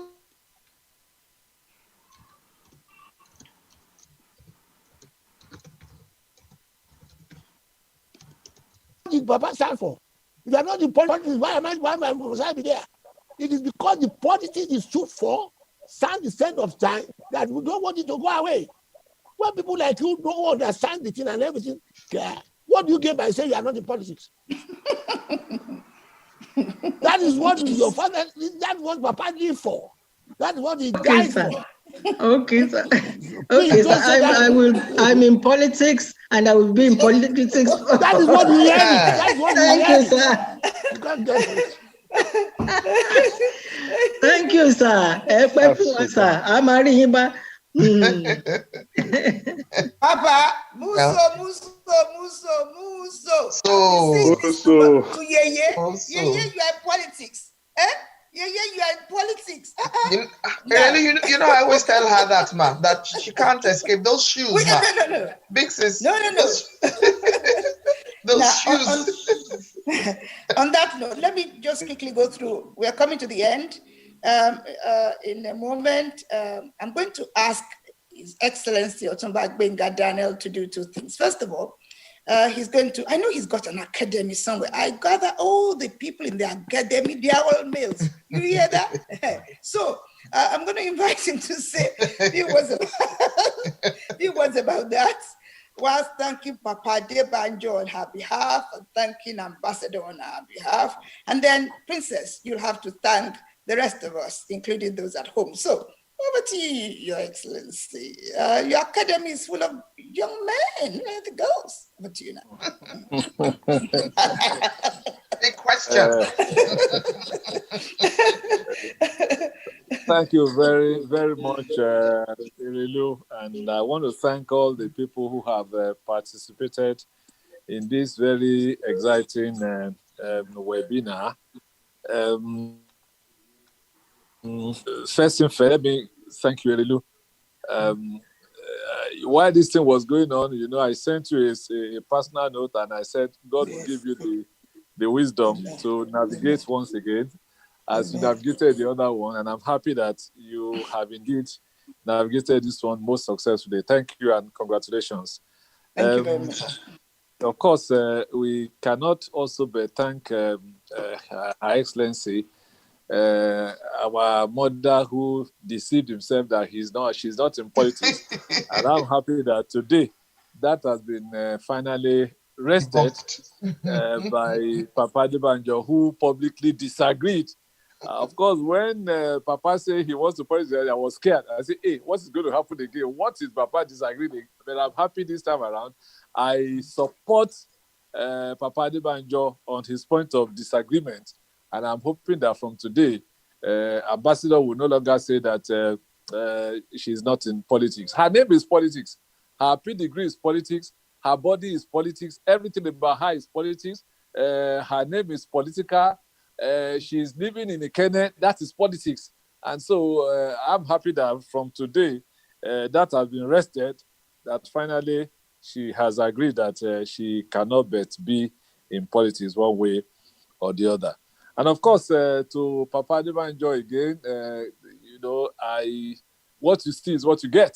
So I wasn't particularly surprised when he took me on about what Afenifere is. I remember that about 15 years ago, some young people, you know, I was part of them, about 6 of them. We sat together and did a research. And the topic of research was Afenifere yesterday, Afenifere today, and Afenifere tomorrow. And I must confess that after we've done all this work and we had the opportunity to present it to our leaders, Chief Adebanjo disagreed. And I must say that what was in contention then is still in contention today. that our leaders insist Afenifere is a political party, and we said Afenifere has evolved to become an ideal. It has become an ideal, and unfortunately, we have not been able to agree on that. But it's all part of the democratic process. We agree to disagree. But let me repeat myself, that what unites us with the old men is a lot more than our areas of what I call minor disagreement. So we must continue to interrogate it until we come to what we can call a consensus. That, of course, will be for another day. Let me quickly say one word about the political academy, because the accusation has been that the academy is more about younger people and all of that. What has been the bane of our politics over the years is that the younger element have always complained that they are not being allowed, and that once upon a time it's the younger people who rule this country and all of that, and they are quick to remind us that Chief Awolowo became the premier and leader of government business at about age 45. And of course, the military wing, the likes of Gowon, maybe 31 or 32, and many of these people have ruled us, became generals at maybe average age of 40, and some of them, before they are 50, they finish ruling us in the military regime. So that is their own perspective. But what we have said to our younger elements is that, first and foremost, power is not served a la carte. Nobody transfers power. More than anything else, everybody who wants power, especially for a good purpose, must deliberately, painstakingly work hard towards it. Part of what we have seen about the Awolowo tendency is that Papa is all about doing research. It's all about what, there was one time he said, the difference between him and some of his colleagues is that while some of them are busy partying all over the place, some of them are busy, reading, researching, and thinking of how the environment can get better. And that was when he spoke about only the deep can call to the deep. Part of what we have found out among our youth is that they have not really interrogated. Some of them don't even know what it's all about. Nigeria is all about. I remember the first session of Polar. We showed a documentary. We showed that Nigeria is nothing but a business enterprise by Great Britain, and that the UAC, which is part of the Unilever Group, actually paid about nearly £1 million for what is called Nigeria. And we trace the evolution of the country, the amalgamation, what happened in 1914, and so on and so forth. And quite a number of young people who say they want to do politics don't even have any clue. In fact, some of them who say they want to go to the House of Assembly or National Assembly, we ask them, what are they going to do there? For a large number of them, it's lack of nothing else to do. We've come out of school, we have no job. Okay, so let's go and be making noise. And that is what has led to the collapse of our value system. That is what has led to the poor quality of leadership that we have suffered as a people. When I was governor, what was driving me was basically how to empower the people, how to create jobs, because many people were poor, they were jobless, and so on and so forth. So everything that we did was looking after the interest of the masses of the people in terms of everything we did. We didn't have all the money, but I keep saying that I am proud that in all my 8 years in government, I did not award a single contract to any foreign company. I wasn't a tribalist, but for you to get that job, first and foremost, you must be from Ogun State. And where you are not from Ogun State, and I can't find a Ogun State, then it is Southwest. It's a concentric circle. Before I can now come out of, and in any case, before I even come out of Southwest, I've done everything that I wanted to do. And I have no regret for it, because we kept Ogun State money inside Ogun State. Okay? But what do we see these days? People don't even know why they go into politics. They don't have any clue. So basically, we then decided we need to focus on the younger elements, to begin to take them, like taking them to school. To say, because by the time I left governance, first, my greatest surprise, the greatest shock I had was the limitation in terms of information of our policy, of the policy. And I was the one who coined the term, we do have a lot of educated illiterates. Because I found out that some of the things that I was doing that I thought, because I went to school in Nigeria, University of Lagos, I thought that all of us who went here must see what I was doing. But they didn't see it. They were just naive. Little things that I thought that people saw, they did not see. And part of what I had to face, people say, OGD is a killer. Killer what? I've never hurt a fly in my life. How would they, to kill who for what? But these are the sort of things that went out there, and educated people believed it. And I go to, is it true that you are a kid? I say, oh, are you too? Are you? I don't even know what to say. You, with all your education, you believe all that. So the problem we had when I left was to find out that there is indeed a dearth of information. That a lot of people who say they are educated, they are actually educated illiterate because they had the information. So the whole essence of that academy, therefore, is to begin to provide information and to begin to let people have information so that they know their left from right. They know why we are doing certain things we did. Some people did not understand why I wasn't awarding. I was bringing investors, the investors to come and spend their money, not for them to come and take Muslim money. Because they don't have enough to begin to award contracts to Chinese companies and all that. We can't afford it. And in any case, as an engineer, I don't know what they are doing that we cannot do. And part of what I believe is that if we can keep the resources of Nigeria in all ramifications, we have no reason to go and take loan anywhere. But that, between you and I, is the challenge that we have as a country. And what can I do? When I decided that I was going to step aside, I thought, well, if I step aside, there might still be other ways apart from partisan battles that I can still help the community. And I felt that beyond helping people to establish business and buying sewing machines and giving people microcredit, which we've been doing with the foundation, the biggest problem we had was the dearth of correct information and orientation. And that was really the whole essence of the Political Academy. I am happy that there are a number of people on this Zoom today who are in the Political Academy as supporters, panelists, contributors, and so on and so forth. And one of these days too, I will ask Erelu and some of the other people here to come into the Academy. We have to take on, because we are a passing generation, whether we like it or not. The Nigerian population now is about 70% of them are younger people. So, and if we want to rest when we get much older, we have to take on these younger people for them to understand that it is not about mimic Burna Boy and then all of them doing Yahoo. That is not life. That is an aberration. There are other people that they can mimic. When we were younger, our own role model, we say we are now Awoist. I said I was a student of Awolowo. These days, people will say it is Messi. It is Lionel Messi.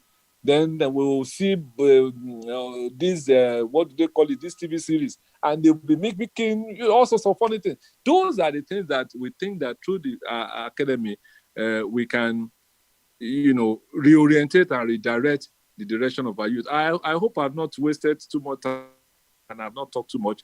To all the people who have participated, our dear princess from Shagamu, I enjoyed that you spent a lot of time to let us know who you are. If you do not have a base, you cannot make progress in the future. I thank all the people who have come again, and I hope that very, very soon we'll have opportunity again in yet another Zoom. Thank you very much. Thank you. Princess, please thank everybody, and off we go. Thank you very much. I'm very pleased. I'm very grateful. Thank you indeed. Thank you very much indeed. Our big thanks first goes to Erelu Tuashe herself, the convener, for always bringing us together to ponder and discuss and exchange ideas. Thank you, our dear Yeye, my big sis, Her Excellency Dr. Awolowo Dosunmu. Thank you, Egbomi, His Excellency Otumba Gbenga Daniel. Thank you, our Bobagunwa of Remo Kingdom, Dr. Lai Shoile Otumba. Big thank you to Papa Ayo Adebanjo, for always heeding us when we call upon you. I also want to thank everybody that's been here, too many names to mention. I have to definitely thank my senior cousin, Princess Adeyinka Adedoyin, for joining us as well. My other royal, Princess Toyin Onogurua, all the amazing people that have come to be with us. Haja Bilikisu Savage, Councillor Sanilambe, of course, the amazing daughter of Professor Banji Akitoye. I want to thank you, ma'am, for being with us. I hope we'll meet more. Agbakiton, Agbakuniton, Lule Oodua. May our elders never cease to exist in Oodua land. We thank you. God bless you all. We want to give a big kudos also to Heritage Television, our technical partners. I must not forget to thank our amazing sisters who joined us from the Caribbean. Sister Deirdre, we thank you. Sister Temple, even though we're not able to hear you because of audio challenges, but it's always a pleasure to have you with us. And of course, Sister Laurel Fletcher, who shared very interesting things with us as well. It's another wrap-up session for us. Erelu, by the way, extended today a little bit. We all know that she's very particular about time. Normally, we would have finished at 3 p.m. on the dot, but a number of people joined us late, and therefore she thought it best to extend it, because if we're talking about women, talking about someone like Mama H.I.D. Awolowo, definitely we must allow everybody to come on board. God bless you indeed. Thank you, Amoshaliwa. Basuya, I also note to you. God bless you all for joining us. Irilujua mamari, irilitiwa mamagbo, agbalagba wa amari yiba. We just want to say a big thank you. Oodua tubo magbewa, esheun, adupe lopo lopo. God bless you all. Ireu. Although the studio, please put back the video. Whoever is supposed to have disabled that video. And I want to thank everybody once again for being here. Otumba, good night. God bless you, ma'am.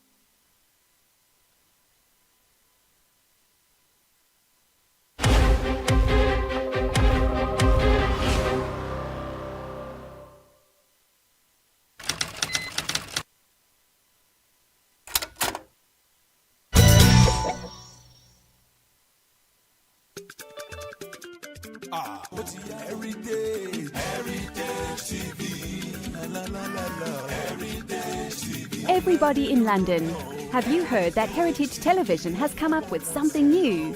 All your functions and celebrations can now be multi-camera live stream that was only reserved for the rich and famous. Having a function in London can be viewed clean and clear immediately from any part of the world. Trust Heritage TV to give you a better reach. Heritage Television also does photography that will make you the envy of all your friends and family. Heritage Television is the best. All your functions like birthdays, funerals, weddings, church anniversaries or harvest. Heritage Television is the master. We are in the heart of London with an ultra-modern equipped studio. You can call us on 020-800-46100 or email us info@heritagetv.co.uk or mobile 0734 1234 560. Heritage Television will do you proud.